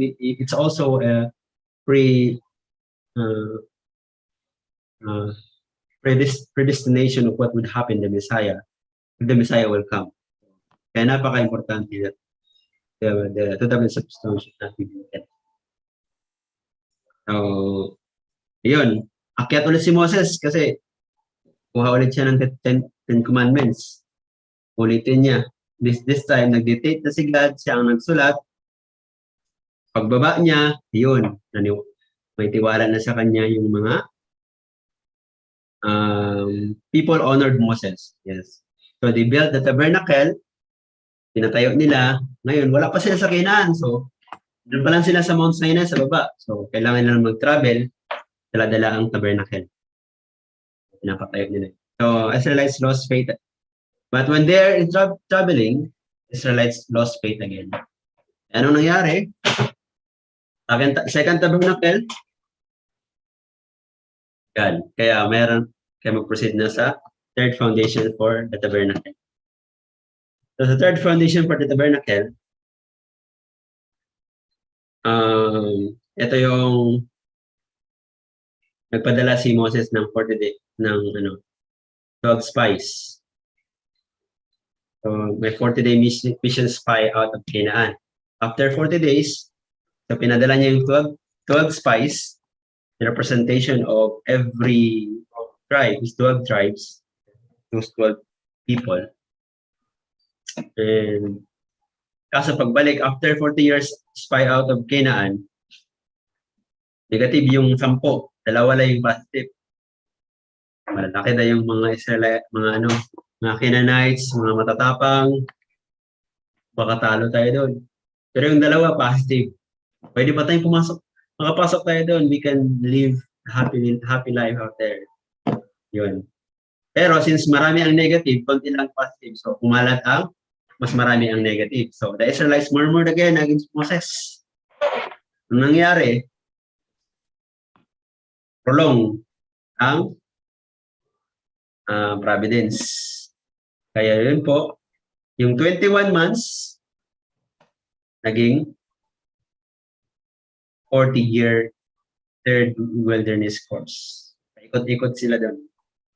Hanggang sa namatay ang mga first generation, mostly sa mga natira, second generation na lang. So yun. Nakapasok na ba sila sa Canaan? Hindi pa po. Kaya, dito na tayo sa third national course to restore Canaan. Okay, sa foundation of faith, after ng 40 years, indemnity, yun. After ng 40 years, sumunod si Moses, Moses as a central figure, condition, tabernacle, building the tabernacle, indemnity period, 40 years in the wilderness. Nangyari po yun. Okay, so the foundation of faith has been established. How about substance again? Ito na naman, substance. Laging problema. Foundation of substance entered in Moses. So, dispensation based on the rock, people, this time, nag-complain ng mga tao, Marine complaining, Moses struck the rock twice. Jesus might be struck. So, Yun. This is a dispensation based on the rock. It also the possibility also of Jesus or the Messiah's misfortune because of the what Moses have done. Ayun. Because of the faithlessness of the Israelites towards Moses. Walan din ng pasensya si Moses. So why did it constitute a sin to strike the rock twice? Bato lang naman yun. Pero hindi ba isang bato yun? It's a representation kasi. Symbolic representation. The rock is a symbol of Jesus Christ. So, basa natin sa 1 Corinthians chapter 10, verse 4. Since Christ came as the tree of life, the rock may be also seen as the tree of life. The tree of life is also symbolic of perfected Adam in the Garden of Eden. So hence, the rock symbolized Adam in perfection. Striking the rock once represented the restoration of Adam. However, the second strike represented the killing of Adam. The rock not only symbolized Christ at the root of the tablets of stone, it also symbolized God, the origin of Christ. The tablets of stone could be refashioned and restored based on the internal foundation of the water of the rock. However, since the rock symbolized not only Jesus, but also God, his origin striking the rock second time could not be undone. Since the rock symbolized Jesus, striking the rock twice became the remote cause of Jesus' crucifixion. Jesus' crucifixion. Brought siya dito. Of course, we have responsibility. Pwede pa rin magbago. But then again, meron na palang nangyari even before dumating. So, Moses undermined the dispensation start based on the rock. So, as a consequence, he was not permitted to enter the land of Canaan, the promised land. So, foundation of substance and dispensation, centering on Moses, hindi na nangyari because of the failure of Moses. Kaya ano nangyari? Iba, ipapasa ni Moses ang responsibilidad. Then, nag-fail si Moses, another person should take responsibility. So, God elevated Joshua to Moses' position. So, yun.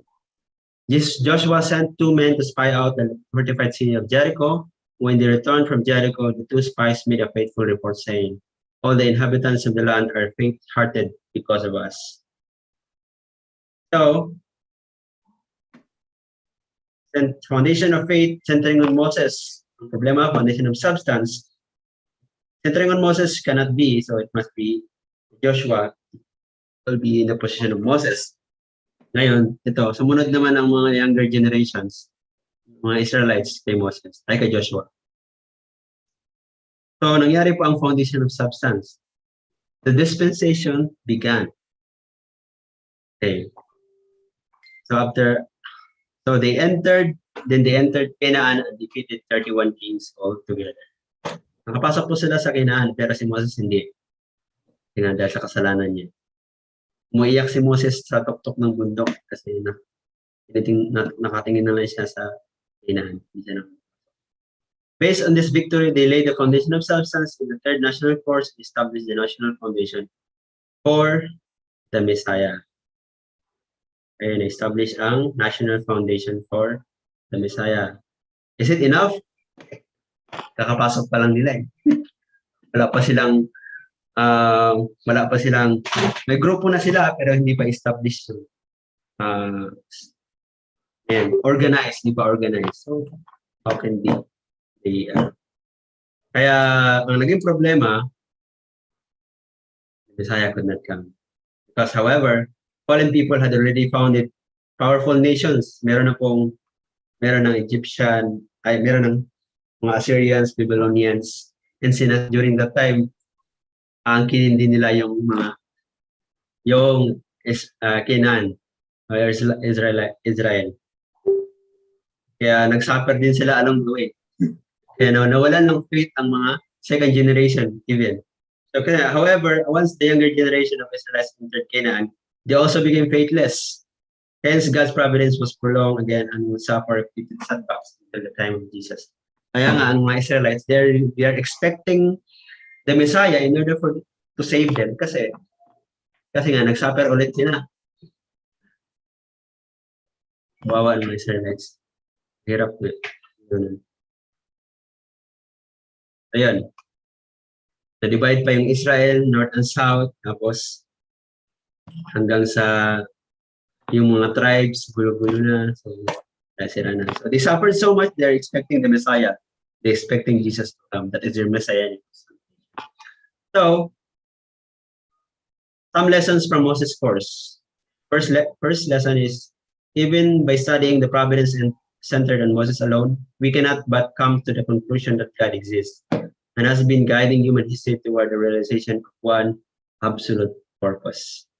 Diba? Kahit nag-fail, bangon ulit si Moses. Ilang attempt yun? Third attempt, third dispensation to the tabernacle. At the end, we have this providential restoration. So God is working behind the history, and the will of God would surely happen. Second, God does not intervene in the human portion of responsibility while He predestined absolutely that His will be fulfilled. So, absolute yung will ni God, pero meron man tayong responsibilidad, and God cannot intervene that one. So, actually, ang problema is yung tao. Taking responsibility kaya na-prolong. Third, the greater one's mission, the greater the test one face. Yun. The great, sabi nga ni Spider-Man, great power comes great responsibility. So, yun. And sabi dito, gano'ng kalaki ang mission natin, gano'n din kalaki ang pagsubok na maranasan. Pag you are in comfort zone, mga lesser test mga experience natin. So with the fall as a condition, Satan bound human beings in a relationship with him. Consequently, God does not grant grace to people without a necessary condition. Or if he were to do so, Satan would make accusation. Therefore, when God is about to give grace, he puts the person to test, either before or after the grace, to prevent Satan's accusation. Ayun. God does not grant grace to people without a necessary condition. Kailangan may condition lagi. Para hindi ma-invade ni Satan. So that is the Moses course. Conclusion. National foundation has been started, but unfortunately there are already nations that has been established by Satan. So the Messiah couldn't come. That's why prolong pa rin. And it will be a worldwide foundation. Thank you very much, everyone.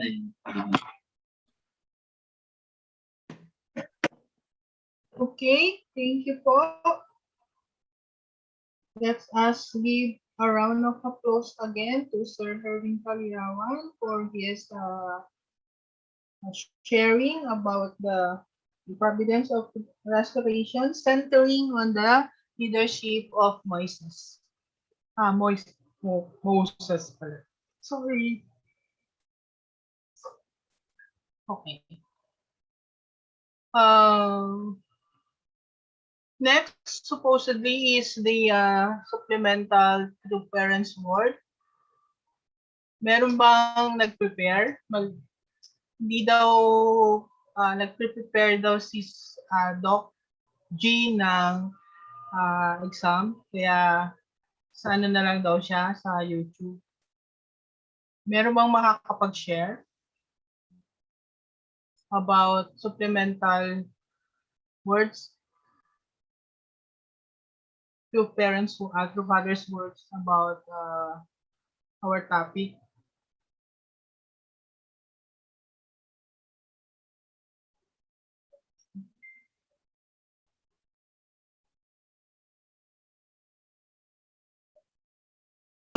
Doc G ngayon, di ba? Yes. Friday. hindi siya available. Parang next week na lang daw siya. Next week na lang daw siya. Ano sasabihin natin?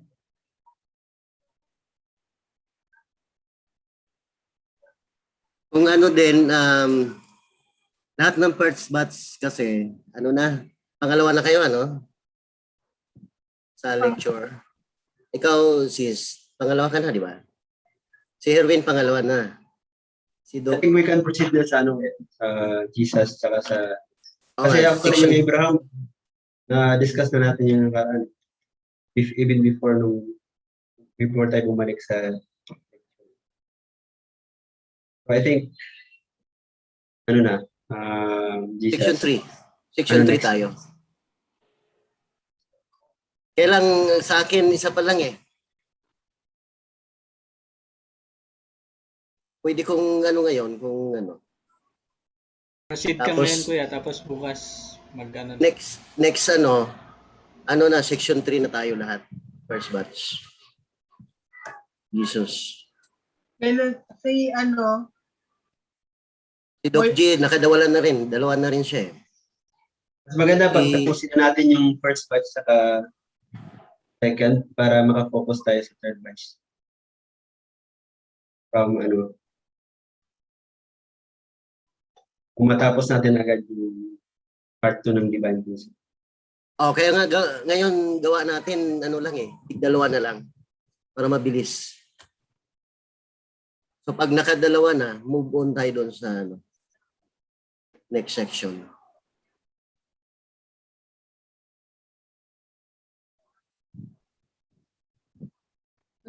Magle-lecture ka ngayon, kuya? Sige, ako na lang para matapos na yung first batch. Okay. Kung wala nang susunod. Let me introduce you, kuya. Perfect. Introduce pa ba? Yes. Of course, I have an introduction also. Okay. Our next lecturer who will discuss the restoration, providence of restoration, centering on the leadership of Moses, is a Family Federation for World Peace and Unification Philippine city leader, being a recipient of the Interfaith Peace Blessing Festival in 1992 of the 30,000 couples that was recorded in the Guinness World Record. He believes that sharing and expanding the blessing is a lifelong commitment. With such a strong belief, when invited to the Philippine Blessed Family Department Universal Principle Training Academy, offering for a one-year Divine Principle study and lecture training, he immediately took the opportunity and has become one of the first batch graduates of the program. Participants of the DP Learning Program, please help me welcome the city leader in the FFWTU Philippines National Capital Region, Pasay City, Sir Julius Escleto. Please give him a round of applause. Thank you, sis, for that wonderful introduction. Let me share my screen first. Okay ba? Narinig? Kahit walang headphone? Okay lang? Yes po. Loud and clear po. Okay. Thank you.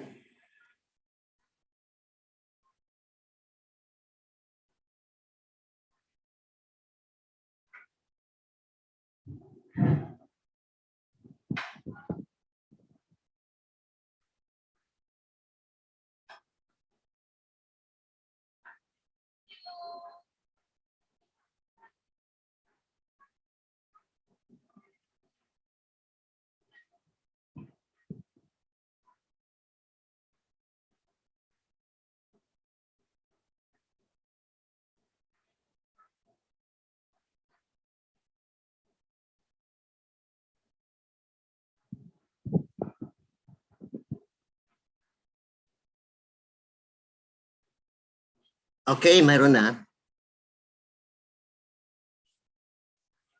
Yes po, kuya. Okay, so good evening, everyone.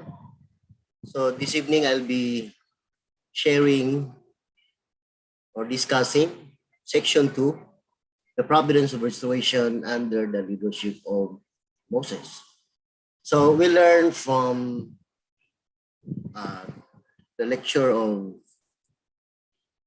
Sylvia that the providence of restoration in Abraham's family, they were able to establish the foundation for the Messiah, but it was on the family level. So Poland people already built up satanic nations, and which could easily overpower Abraham's family. So that's the reason why Jacob's family entered Egypt, centering on Joseph, in order to lay, first they went through 400 years of indemnity of slavery in Egypt, trying to build this national foundation for the Messiah. So in laying the national foundation for the Messiah, the central figure on this was Moses.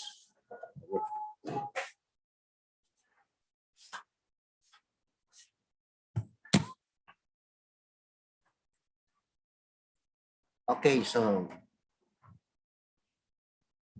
let's start.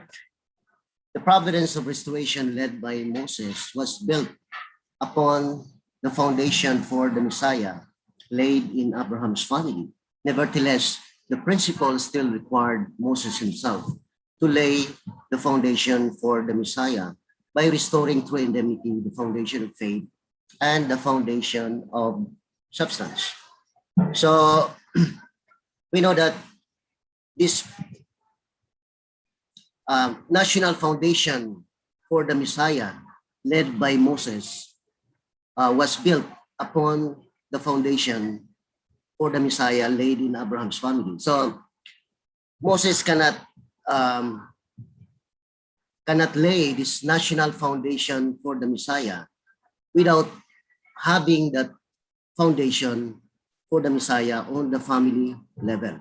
So that's why it was built on that foundation before Moses could lay this national foundation for the Messiah, meaning he has to restore through indemnity the national foundation of faith and the national foundation of substance, which was the condition, or on these two conditions, that the national foundation for the Messiah could be established.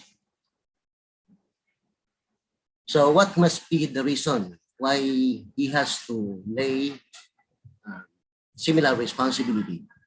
So it is because whenever the central figure for the providence changes, the new central figure cannot inherit the providential will without first completing a similar responsibility of his own. Furthermore, in this case, the foundation had to be laid anew because the scope of the providence had expanded from a family to a nation. So whenever the central figure changes, this new central figure cannot inherit this providential will without first completing similar responsibility of his own. So that's why he has to lay another sets of these conditions in order to lay the national foundation for the Messiah. And second, the scope had expanded from a family to a nation. So, foundation of faith. After the conclusion of the 400-year period of the Israelites' slavery in Egypt, Moses was the central figure to restore the foundation of faith. Moses was different from all the previous central figures in that first, he was put in the position representing God, acting in his stead. Second, God set up Moses to prefigure Jesus. So in laying the foundation of faith on this national level, Moses was the central figure. And Moses was different from all previous central figures in that he was put in the position representing God, acting in his stead. That's why we can understand in Exodus chapter 7, verse 1, God told Moses that I will make you God to Pharaoh. So because he was put in that position as representing God, acting in his stead. And second, God set up Moses to prefigure Jesus. So we know in our previous discussion that Moses walked a course that was the image of Jesus' course. And his course was a pattern for Jesus' course. So he prefigured, or foreshadowed Jesus' course. Moses stood on the foundation of the three successful symbolic offerings by Abel, Noah, and Isaac. The age of the Providence to lay the foundation for restoration, when sacrifices had been offered for laying the foundation of faith, had come to a close. Humanity had entered a new era, the age of the Providence of restoration, when they could receive God's word directly. Thus, there was no longer any need of symbolic offering. So, Moses stood on the foundation of these three successful offerings that was offered by Abel, Noah, and Isaac. Even though Abel and Noah were not able to fulfill through indemnity the foundation of substance, but they were successful in laying, restoring through indemnity the foundation of faith. So in their time, their spirituality and intellect were very low, and God could not give them directly his words. So that's why God just commanded them to offer sacrifices. So the symbolic offering was put in place of God's words. It is because God, these fallen people became unable to receive God's words. So that was in the age of the Providence to lay the foundation for restoration. But because of this foundation of these three successful symbolic offerings, that resulted in the merit of the age. So in the time of Moses, Moses could directly receive God's words. So this is the age of the Providence of restoration, where humanity could receive directly God's words, and there was no longer any need of symbolic offering. Hence, Moses could restore the foundation of faith by merely obedience to God's words, while fulfilling a dispensation of 40 for the separation of Satan. So we know that in laying the foundation of faith, there must be a central figure. So it was Moses, and an object for the condition, which is God's words, and the period of indemnity, which is the dispensation of 40 to separate Satan. So upon entering the age of the Providence of restoration, God worked to lay the national foundation of substance. So since Moses stood as God to the people and represented Jesus, he stood in the position of a parent to the Israelites when laying the national foundation of faith. Concurrently, Moses was the prophet with the mission to prepare the way for Jesus. Hence, he stood in the position of a child to Jesus, who was to come as the true parent. Therefore, with respect to the Israelites, Moses stood in the position of Abel as the central figure for the national foundation of substance. So in laying the foundation of faith, so Moses stood on the position of a parent. God put Moses in the position representing God. So he was put in the position of a parent in laying the foundation of faith. But in laying the foundation of substance, he was a prophet with a mission to prepare the way for Jesus, the true parent. So hence, he stood in the position of a child to Jesus. So with respect to the Israelites, he stood in the position of Abel to the Israelites who stood in the position of Cain. So once Moses secured the position of Abel, the Israelites standing in the position of Cain were supposed to fulfill the national indemnity condition to remove the fallen nature through their obedience to Moses. By doing so, they would establish the national foundation of substance. So after having the position of Abel, so in restoring the foundation of substance, the Israelites who stood in the position of Cain should unite and obey Moses. This is wherein to indemnify or restore to indemnity this national foundation of substance, which is an indemnity condition to remove the fallen nature. So if we review what are those fallen natures, those are failing to take from God's standpoint and leaving one's proper position, reversing dominion, and multiplying evil. So in restoration, we should love evil from God's standpoint and must respect evil as God's mediator and must submit to Abel or must submit to Moses and must learn God's will from Moses in order to lay the national foundation of substance, which is an indemnity condition to remove the fallen nature.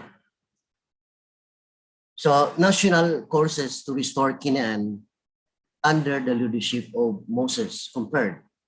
So Moses brought the Israelites out of Egypt, the satanic world with miracles and signs, led them across the Red Sea, and had them wander through the wilderness before entering the promised land of Canaan. This foreshadowed the course on which Jesus would one day lead Christians, the second Israel, with miracles and signs. Jesus would bring Christians out of lives of sin and led them safely across the troubled sea of evil. He would take them through a desert devoid of life-giving water before guiding them into the Garden of Eden of God's promise. Both courses were prolonged 3 times because of the Israelites' faithlessness. So in Moses' course, so Moses brought the Israelites out of Egypt, the satanic world, with miracles and signs, and had led them across the Red Sea and had them wander in the wilderness before entering the promised land of Canaan. And this were prolonged 3 times. And since Moses' course prefigured Jesus' course, so this foreshadowed that in Jesus' time, Jesus would one day also lead Christians out of their sinful lives and with miracles and signs, and would lead them safely across this sea of evil and take them through a desert devoid of life-giving water before guiding them into the Garden of Eden of God's promise. So also these were prolonged 3 times. First national course to restore Canaan. So in order for Moses to become the central figure to restore the foundation of faith and be qualified to lead the Israelites out of Egypt, he had to complete a dispensation of 40 for the separation of Satan. To achieve this purpose, Moses was brought into the Pharaoh's palace, the center of the satanic world, and spent 40 years there, completing the dispensation of 40 for the separation of Satan under God's word. Through this, he restored the foundation of faith. So Moses was predestined to become the central figure in this national foundation for the Messiah. So that's why he was brought into Pharaoh's palace and spent 40 years in laying that or completing that dispensation of 40 for the separation of Satan. So here he laid or restored the foundation of faith. So because of the faithlessness of the Israelites, the foundation of substance was shattered, and the first national course to restore Canaan failed. So Moses was brought into Egypt through his mother, because when Pharaoh, he was scared that the Israelites would rise against him. So he wants to kill all these male-born Hebrews. So his mother hid Moses, and he in a river, he with intention he let him into the palace, and resulted in he was adopted by the Pharaoh's daughter, and also by his mother's having to volunteer as nanny, that Moses was able to understood their tradition as God's elect. And that's why when he saw the Hebrews being maltreated by an Egyptian taskmaster, so his burning heart for his love for his brethren, so he was able to strike and kill the Egyptian, and he hid that in the sun. But these two Israelites that he depended, able to say something, and scattered this. I know that he killed this Egyptian taskmaster, and they misunderstood Moses. So that's the reason why Moses fled to the wilderness of Midian, because of this. They were not able to unite with Moses, and Pharaoh wanted to kill Moses. So second national course to restore Canaan. So the first national course ended in failure. So when the first national course to restore Canaan ended in failure, Satan claimed the 40 years of Moses' life in Pharaoh's palace. Hence, for Moses to begin the second national course to restore Canaan, he had to lay anew the foundation of faith by completing another period of 40 years to restore, through indemnity, his lost 40 years in the palace. Moses went through a second dispensation of 40 for the separation of Satan during the 40 years he spent in the wilderness of Midian. There he restored the foundation of faith needed to embark upon the second national course to restore Canaan. So because of the failure of the first national course to restore Canaan, those 40 years in Pharaoh's palace were claimed by Satan. So that's why Moses had to lay anew another 40 years. So that's why he had to restore this through his 40 years that he spent in the wilderness of Midian. So there he restored, from that he restored the foundation of faith after laying that 40 years of dispensation in the wilderness of Midian.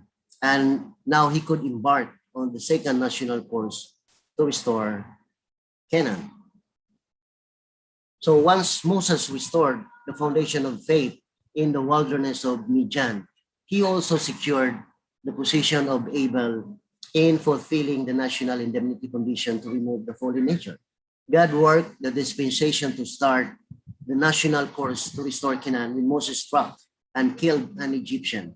Similarly, to work the dispensation to start the second national course to restore Canaan, God granted Moses 3 signs and 10 plagues with which to prevail over the Egyptians.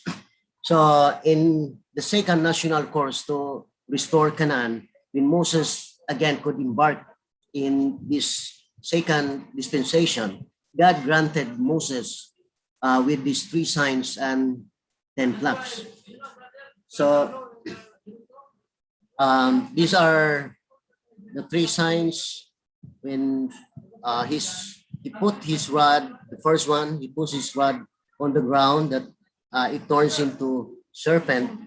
And when the Pharaoh saw this, that he called his magicians, so also to make a same serpent, but Moses' serpent swallowed them. This is the first one. The second one, when Moses put his hand in his bosom, and it turned into a lepus. And when he put it the second time, it was healed. And third, when he get water from the river Nile and poured it into the ground, that it turns into blood. So these are the 3 signs, 3 miracles. 10 plagues are samples. Those firstborn, all the firstborn of the Egyptians, including their cattle, were killed, and the Israelites were when they put the blood of the lambs above their doors, that they were passed over by these plagues, and also the 3 days of darkness, and also the Pharaoh and their servants, including their cattle, experience of having these boils, painful boils. So these are part of these 10 plagues. And this is God granted them to prevail over Pharaoh. So because of this, the Israelites believed and followed Moses. Hence, they could embark upon the second national course to restore Canaan. So the Israelites had to remain faithful and obedient to Moses throughout their journey until they had traversed the wilderness with unwavering faith in Moses and entered the land of Canaan. The national foundation of substance would not be established. So because of that, the second national course to restore Canaan started. But the Israelites had to remain faithful and obedient to Moses throughout their journey. So in the first national course to restore Canaan, if the Israelites had followed Moses, they would have been laid along a direct route by way of the land of Philistines and would have entered Canaan in 21 days. So it would be just only 21 days in the first national course going to Canaan if they were able to fulfill those conditions. However, in the second course, God did not lead them along this direct route. he was worried that when they encountered the warlike Philistines, they might again turn faithless and return to Egypt. Instead, God led them across the Red Sea and through the wilderness in long detour. God planned to bring them into Canaan after 21 months. So in the second national course, God did not lead these people on the first or in the direct route, but going to this second course across this Red Sea. God planned to bring them into Canaan from this route in 21 months. The providence of restoration and the tabernacle. The significance and purpose of the tablets of stone, the tabernacle, and the Ark of the Covenant. The Israelites arrived in the wilderness of Sinai at the beginning of the third month. During his fast on Mount Sinai, Moses received God's instructions concerning the Ark of the Covenant and tabernacle and 2 tablets of stone. The 2 tablet stones inscribed with the word symbolize restored Adam and Eve, and also symbolize Jesus and his would-be bride, the Holy Spirit. The tabernacle was a representation of Jesus in symbol. The Ark of the Covenant represented the cosmos, and at the same time was a smaller representation of the tabernacle. So in the wilderness of Sinai, during his fast, Moses received his instructions concerning the Ark, the covenant of the covenant, tabernacle, and the 2 tablets of stone. So these 2 tablets of stones symbolize restored Adam and Eve, and also symbolize Jesus and his would-be bride, the Holy Spirit. And this ark symbolized or represented the cosmos, as well as it represent the smaller tabernacle. And this tabernacle symbolized Jesus in symbol. So for what purpose did God give the tablets of stone, the tabernacle, the ark, and the Ark of the Covenant? The Israelites repeatedly turned faithless during their journey. In the end, there was danger that even Moses might act faithlessly. To cope with this situation, God set up an object of faith, one which would remain unchanged, although the people might change. So why God gave this tabernacle and the tablets of stone and Ark of the Covenant? It is because as what have always happened in their journey, they always complained and turned faithless with Moses. So in the end, there was danger that even Moses might act faithlessly. So the purpose of this, why God gave this tablet of stone, tabernacle, and the Ark of the Covenant, is for them to have an object of faith to remain unchanged, even though these Israelites or even Moses might change. So they have this object of faith that remain unchanged. That is the purpose of this. The foundation for the tabernacle, first and the second foundation for the tabernacle. So when the 40-day fast was over, Moses received 2 tablets of stone inscribed with the 10 commandments. However, when Moses saw the faithlessness of the people, his anger burned hot, and he broke the tablets of stone. As a result, the first foundation for the tabernacle failed. So after his fast, Moses received these 2 tablets of stone, inscribed there the 10 commandments. However, when he went down, he saw these Israelites worshiping the golden calf, and his anger burned hot, and because of that, he broke his tablets of stone. So as a result, the first foundation for the tabernacle failed. So again, Moses fasted for 40 days a second time, after which God dictated the Ten Commandments to Moses, and he wrote them on the tablets. Moses took these tablets and went before the Israelites again. This time they honored him. In obedience, they built the Ark of the Covenant and the Tabernacle and started their course. But the Israelites lost faith again and failed to maintain the second foundation for the tabernacle, and it was invaded by Satan. The providence to restore this foundation was prolonged to the third attempt. So in the second time, God again dictated these Ten Commandments. He wrote, and Moses wrote them on the tablets. And when he went down again to the Israelites, this time they believed, they honored Moses. So in obedience to Moses, they built the Ark of the Covenant and the Tabernacle.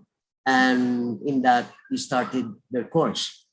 But again, the Israelites lost faith and failed to maintain their faith to Moses. So again, it was invaded by Satan.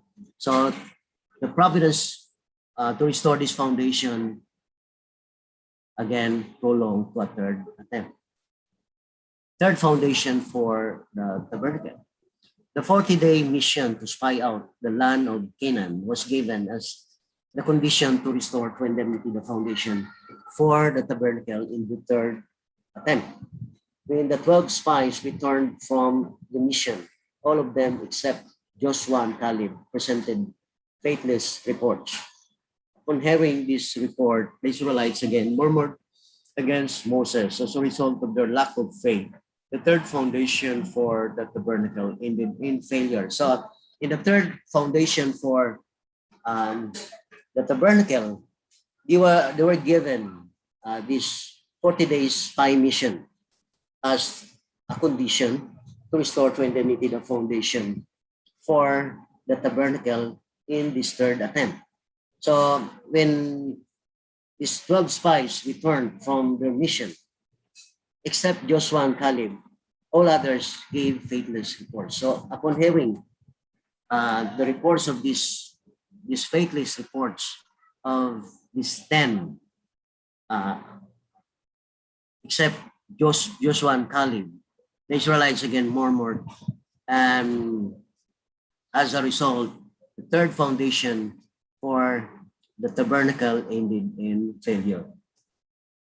Failure of the second national course to restore Canaan. So due to the Israelites' faithlessness, the foundation for the tabernacle was invaded by Satan 3 times. Therefore, the national indemnity condition to remove the fallen nature was not fulfilled, and the foundation of substance for the second national course to restore Canaan was not laid. Consequently, the entire national course to restore Canaan ended in failure. God's providence was prolonged to a third national course. The 21-month second wilderness course was prolonged to the 40-year third wilderness course. So it is again because of the faithlessness of the Israelites, the foundation in laying this tabernacle again invaded by Satan 3 times. So the condition or in laying the foundation of substance was not fulfilled. So consequently, the entire second national course to restore Canaan ended in failure. So it was again prolonged to a third national course. So this 21-month second wilderness course was prolonged to a 40-year third wilderness course. So third national course to restore Canaan, foundation of faith. As a result of the failure of the mission to spy out the land, the people had to wander in the wilderness for 40 years. 1 year for each day of the 40-day spy mission until he returned to Kadesh Barnea. For Moses, this 40-year period was to separate Satan, who had invaded the previous foundation of faith, and to restore to indemnity the foundation of faith for the third course.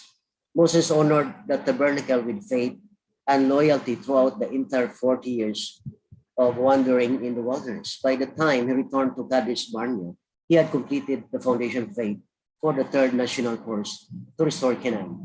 Accordingly, he secured the position of Abel for the foundation of substance.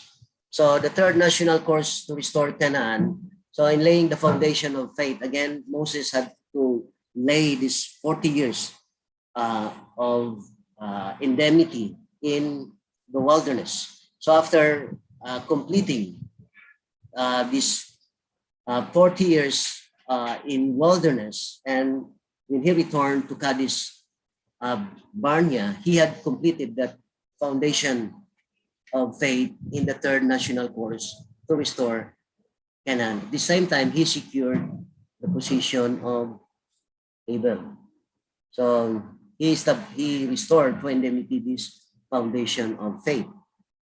Now, in laying the foundation of substance centered on Moses. So in order to conduct the dispensation to start based on the rock, God instructed Moses to strike the rock with his staff that it might yield water and give drink to the people. However, when Moses heard the people murmuring and complaining against him, he raged in uncontrolled anger and struck the rock twice. When he struck the rock the second time, it represented the possibility that Jesus might be struck. In other words, he set up the condition that when Jesus came, if the Jewish people were to turn faithless, Satan would have grounds to confront Jesus, the fulfillment of the rock. Thus, Moses' act constituted a sin. So, in order to conduct this dispensation to start based on the rock, so God instructed Moses to strike the rock in order that it might yield water and give drink to the people. But then when Moses heard the people complaining and against him, so he cannot control his anger, and he struck the rock twice.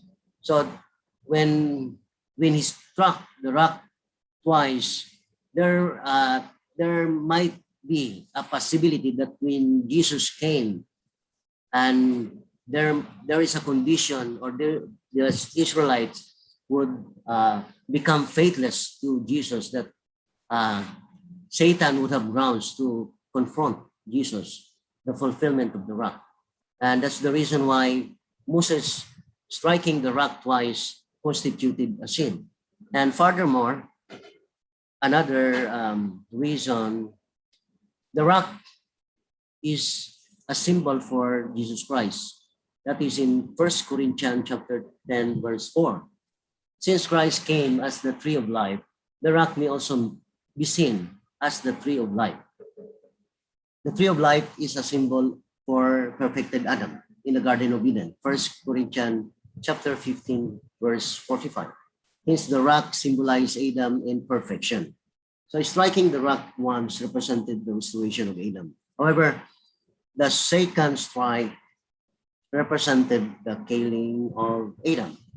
The rock not only symbolized Christ as the root of the tablets of stone, it also symbolized God, the origin of Christ. So the tablets of stone could be refashioned and restored based on the internal foundation of the water from the rock. However, since the rock symbolized not only Jesus but also God, his origin, striking the rock the second time could not be undone.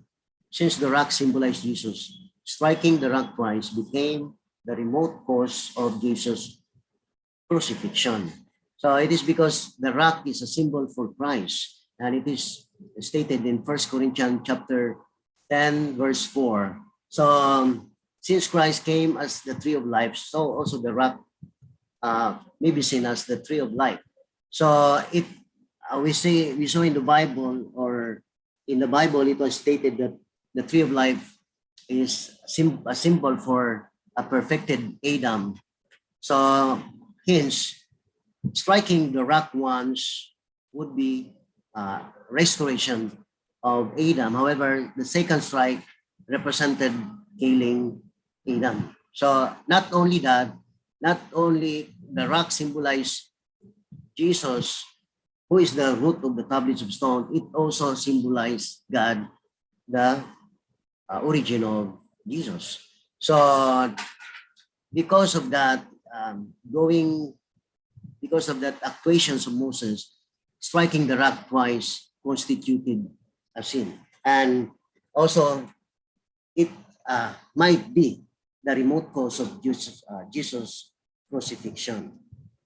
Foundation of substance centered on Moses. So Moses undermined the dispensation to start based on the rock.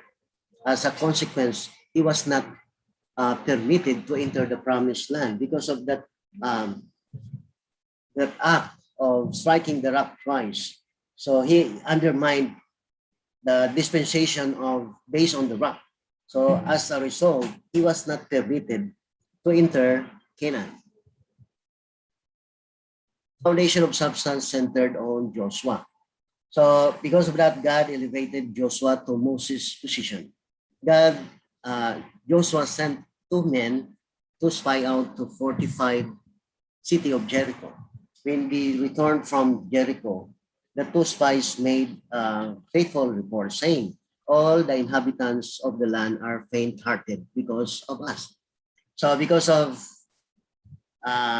Moses' sin, he was replaced by Joshua.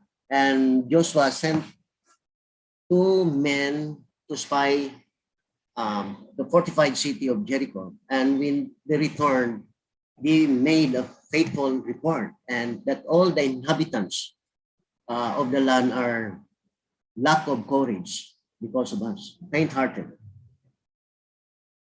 So the younger generation, foundation of substance centered on Joshua. So the younger generation of Israelites raised in the wilderness of all believed the spies' words, and this faith enabled them to start the 3rd course. After observing the Passover, they set out for Jericho. After marching around the fortified city for 7 days, they raised a great shout under Joshua's command, and the city walls tumbled down. Then they entered Canaan and defeated 31 kings together. So these younger generations, this is the internal Israelites who were raised in the wilderness, believe the spies' words, and with this faith, enabled them to start the 2nd or the 3rd course centered on Joshua. So after observing the Passover, they set out for Jericho and with Joshua's command, raised a great shout, and the city walls tumbled down. Then they entered Canaan and defeated 31 kings all together. So based on this victory, they laid the foundation of substance in the 3rd national course and established the national foundation for the Messiah. So because of these younger Israelites' oneness with Noah, and because of their victory on their entering Canaan, defeated 31 kings, they laid this foundation of substance. And in this 3rd national course, and in that, now they established at last the national foundation for the Messiah. However, fallen people had already founded powerful nations, such as Egypt, led by satanic rulers opposing God's providence of restoration. Therefore, it would be necessary to build a heavenly sovereign kingdom before the Messiah could come. However, once the younger generation of Israelites entered Egypt or Canaan, they also became faithless, hence God's providence was prolonged again. and would suffer repeated setbacks until the time of Jesus. So they had already um, established on a national level the foundation for the Messiah because of their victory. However, fallen people had already founded satanic nations. Example is powerful nations such as Egypt, whose rulers are opposing God's providence of restoration. So the Messiah would not have safely come on this foundation. So it would be necessary to build first a heavenly sovereign nation. However, this younger generation of Israelites, when after entering Canaan, also they became faithless, and in that God's providence was prolonged again and suffered repeated setbacks until the time of Jesus. So some lessons from Moses' course. First, even by studying the providence centered on Moses alone, we cannot but come to conclusion that God exists and has been guiding human history toward the realization of one absolute purpose. So by studying just in Moses' course, we can see that God is really behind this history of realizing His will. So these miracles and these 10 plagues, so and guiding towards the realization of that foundation to in laying the foundation for the Messiah.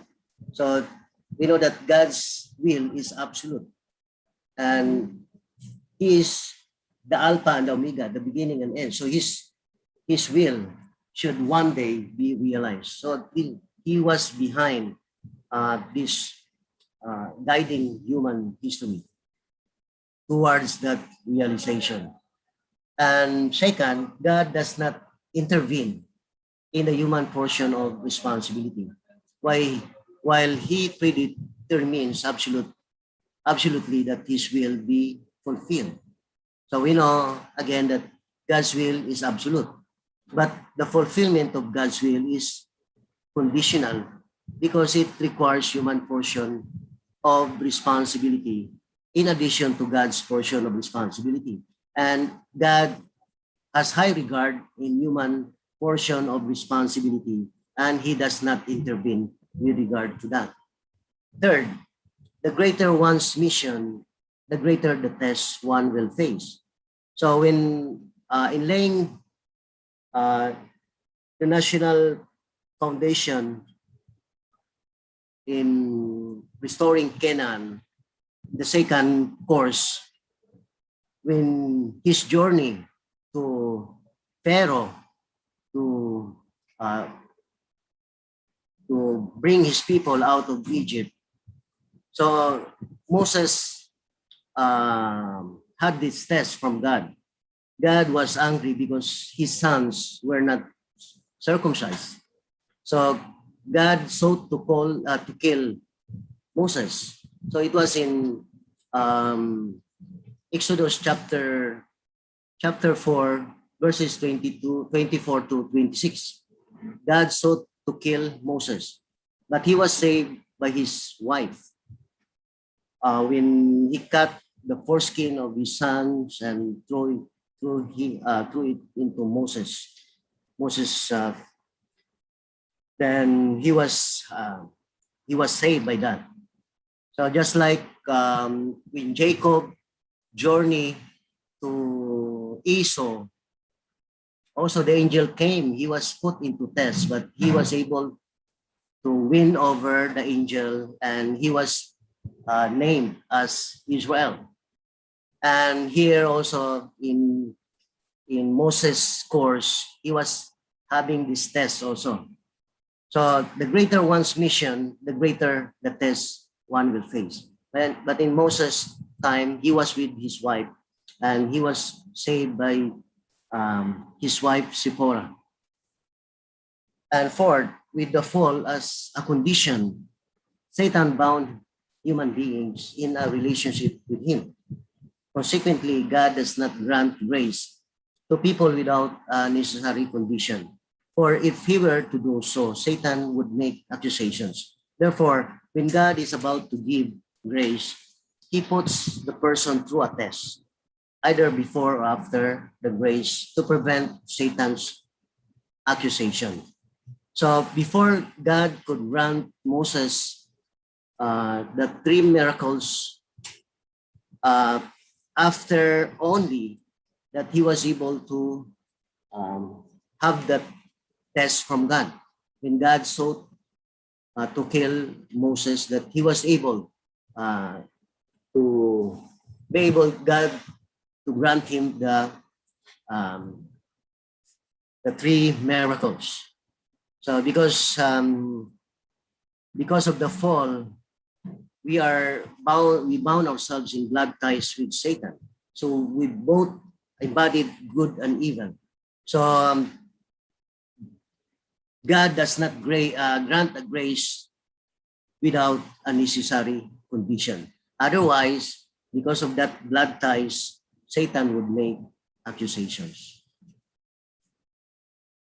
So our learning objectives for here in Moses' course. So number 1, we could be able to discuss the rules of Moses and Jesus in the providence of restoration. So we learned that Moses' course was the image of Jesus' course. And Moses' course was the pattern for Jesus' course. So Jesus' course would be the next section and describes a model leader. So Moses was different from all previous central figures because firstly, he was put in the position of God, acting in his stead. So he was put as parent to the Israelites. So firstly, as a model leader of these Israelites, he should have that parental heart to embrace and love the Israelites as his children. But he cannot control his hot-temperedness. So this is, if we recall, belongs to fallen nature number 2, leaving one's position, cannot keep oneself, cannot control oneself, quick-tempered person. So he should control that one, and he should love and embrace the Israelites as parents. And in the position of in the foundation of substance, he stood in the position of Abel. He must also do the same, embrace and love Cain. Third, identify the reasons of failures in the providence of restoration. So if we talk on Moses' course, both of them, Moses who stood in the position of Abel and Cain, the Israelites who stood in the position of Cain, both of them failed in fulfilling their responsibilities. So Moses first, he cannot control his anger. So he does not, as what I've said, he should have this parental heart, love and embrace Cain or the Israelites as his children. And the Israelites also must obey, must love Moses as their Abel, must submit to Moses, must respect, model Moses as God's mediator. So both of them failed in this providence of both of these actors failed in this providence of restoration. So that's all I can share with regards to Moses' course. Thank you for listening. Again, good evening to everyone.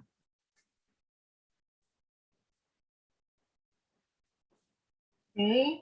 Thank you, Sir Julius, for your artistic sharing about the Moses course. Moses course. Okay. So it's already 10:05.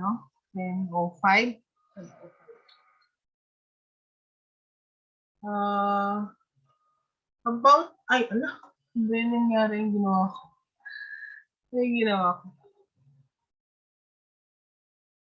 Gusto ko lang tanungin si Sir Randy, saka si Sir Herwin. Diba sabi niyo yung second batch, parang natatandaan ko, yung second batch is mag-graduate sila ngayon, yung November, di ba?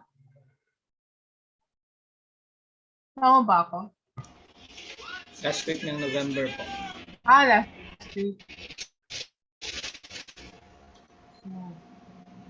Yun po. So, yun yung about lecturing. Palagi natin yung reminder ni Doc G. Kailangan natin palaging huwag natin kakalimutan yung objectives. Objectives. So, supposedly, yun. Kasi pinaghirapan natin yun, sabi niya. Ano pa? Anong gagawin natin preparation for the graduation, sir? Ng second batch. Basically, virtual yun na Virtual? So, hindi natin magawa yung saka magkakalayo sila. Sino lang ba yung nandito na Si Miss Irene, di ba? Si Irene lang. Si Christine Bell. Dalawa sila. Tapos si Ma'am Marley nasa Bicol. Oo nga. Si Ate Sylvia nasa Meron ka ba ng template ng certificate, Herwin? Wala ako nun, sir. Kaya silin yun. Tingin mo nga kay Celine para magawa natin ng certificate sila.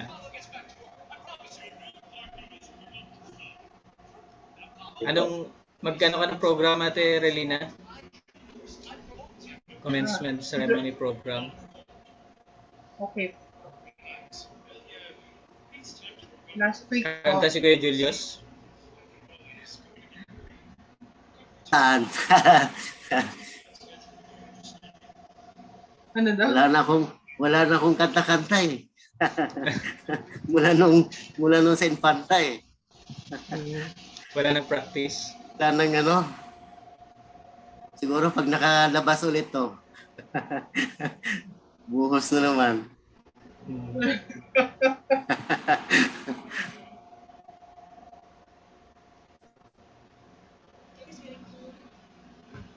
Pwede na bang lumabas ngayon? Parang okay na yata eh. Okay na, wala nang curfew ngayon. Starting today, wala nang curfew. Wala nang curfew. Oh, sa mall ko maluwag na. Parang may cinema na nga ata eh. Saka nagano sila, yung face-to-face na school, yung mga pilot, selected lang schools. Face-to-face Metro na. Point, hindi na may paano. Video Pero Ayala yun, di ba? Ha? Kailangan ng vaccination card. Ay, hindi naman.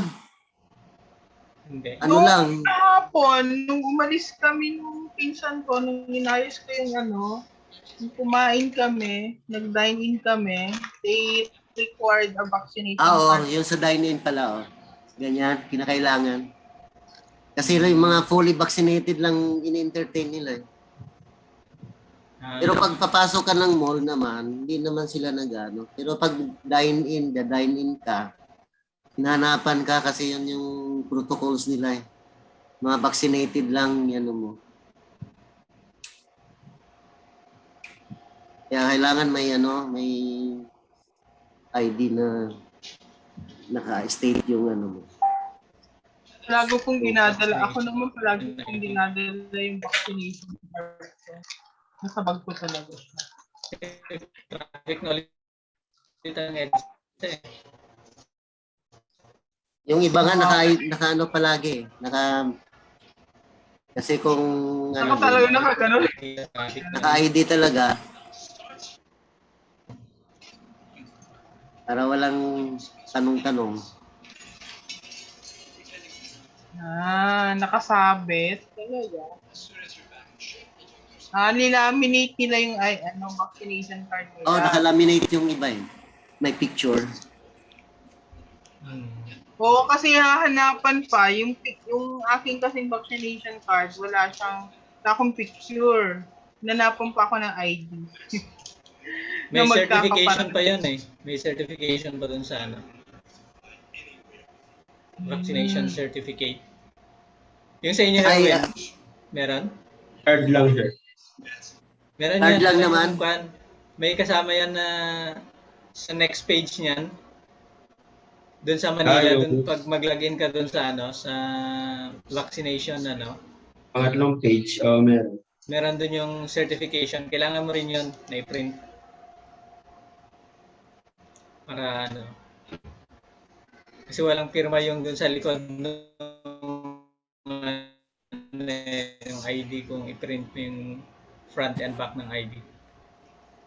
Kaya yung certification, yun yung So, anyway, yeah, we needed to tapusin na yung part 2. Malapit naman na, di ba? Jesus post-time identity, after ng time identity, preparation for second coming, second advent na. Tama ba? Pwede naman, Dapat isa-isa na lang. Isa-isa na lang kami. Isang pasada lang. Para mabilis. Then, mas okay pa rin yung dalawa ko eh. Wow, tama. Dalawa na dalawang beses para niya. And ano pa ba yung isa?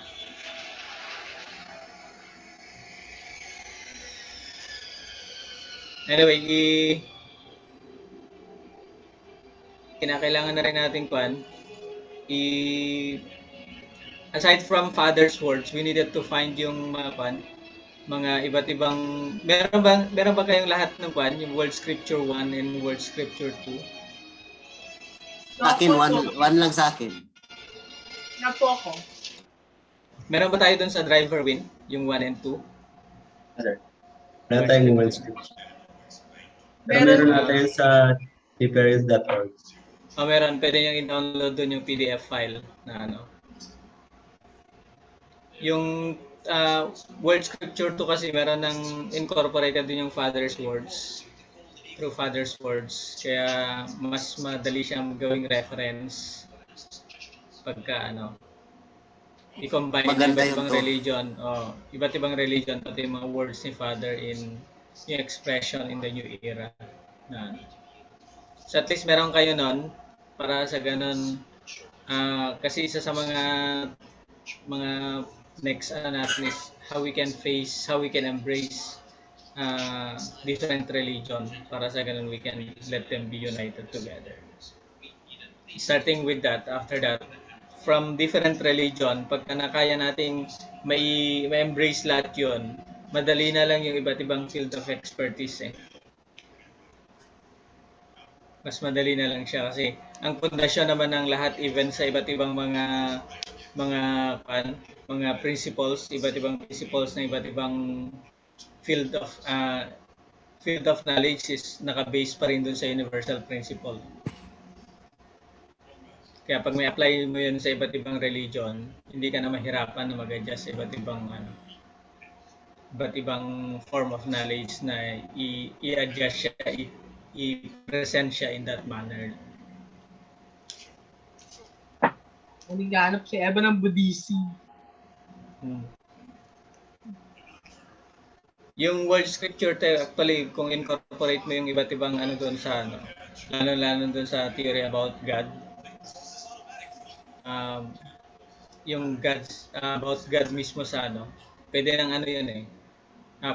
Kunin mo lang yung quotation ng Buddhism. Actually, Hinduism sa Buddhism halos magkaparehas naman yan eh. Na, ano. So, pag i-combine mo doon, pwede ka na makapag-craft. So, anyway, tapusin mo muna yung Islamic perspective mo para ano. O baka gusto ni Kuya Julius i-ano yung Buddhist, yung mga nasa Sanskrit i-incorporate sa divine principle para magkaroon na rin tayo ng Buddhist touch. Actually yung kay Dr. Kittel, more on Buddhist ang ano nun eh. Yung kay Dr. Kittel. Saan siya kumuha nung? Yung ginawa niya nung nasa Nepal siya, saka India. Para sa ganun, may present pa rin niya ang principle sa mga tao doon. Meron kang complete nun, Herwin? Kay Dr. Yes, sir, meron. Yung lecture. From 1 to 21, Yung coming of Avatar yata ginamit niya sa second coming of the Messiah eh. The coming of Avatar.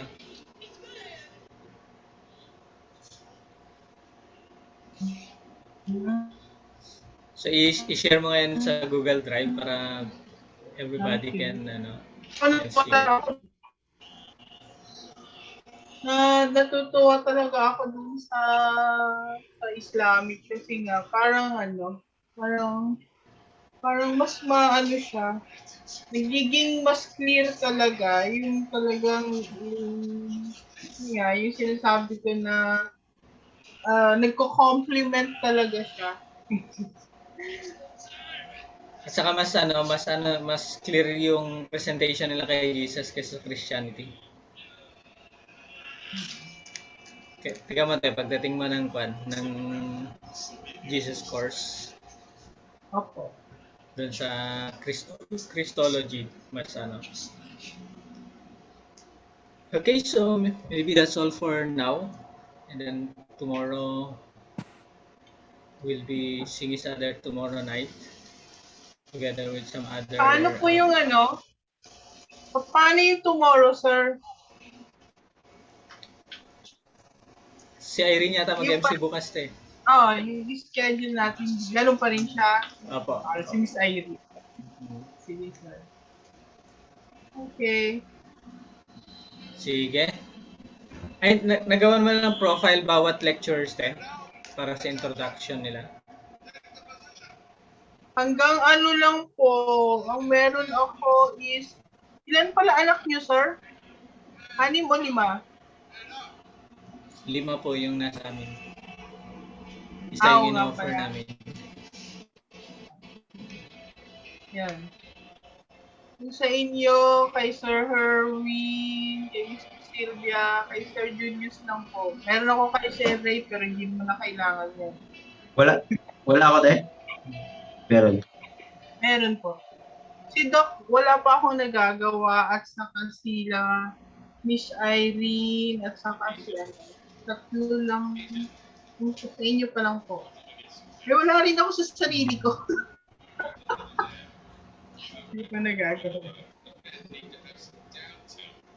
Sige, para mag-ilagay natin sa Google Drive natin para pagka doon na lang kukunin. Yes. Sige. Kumain na ba kayo? O hindi pa eh. Hindi pa ako nag-dinner, hindi pa ako nag-lunch. Wala. Kasi 5 hours ako sa school ni Elgo kanina. Kasi gusto ni Elgo kumuha ng tablet sa school. Kaya inabot ako ng 5 oras. From 10 to 2. Yeah. Okay po. So, closing prayer na po. Sige po. Para makakain na. Ay, makapagpahinga na po. Okay, please join me in prayer. Good evening, our most loving Heavenly Parents and two parents of heaven and earth. Heavenly Father, we have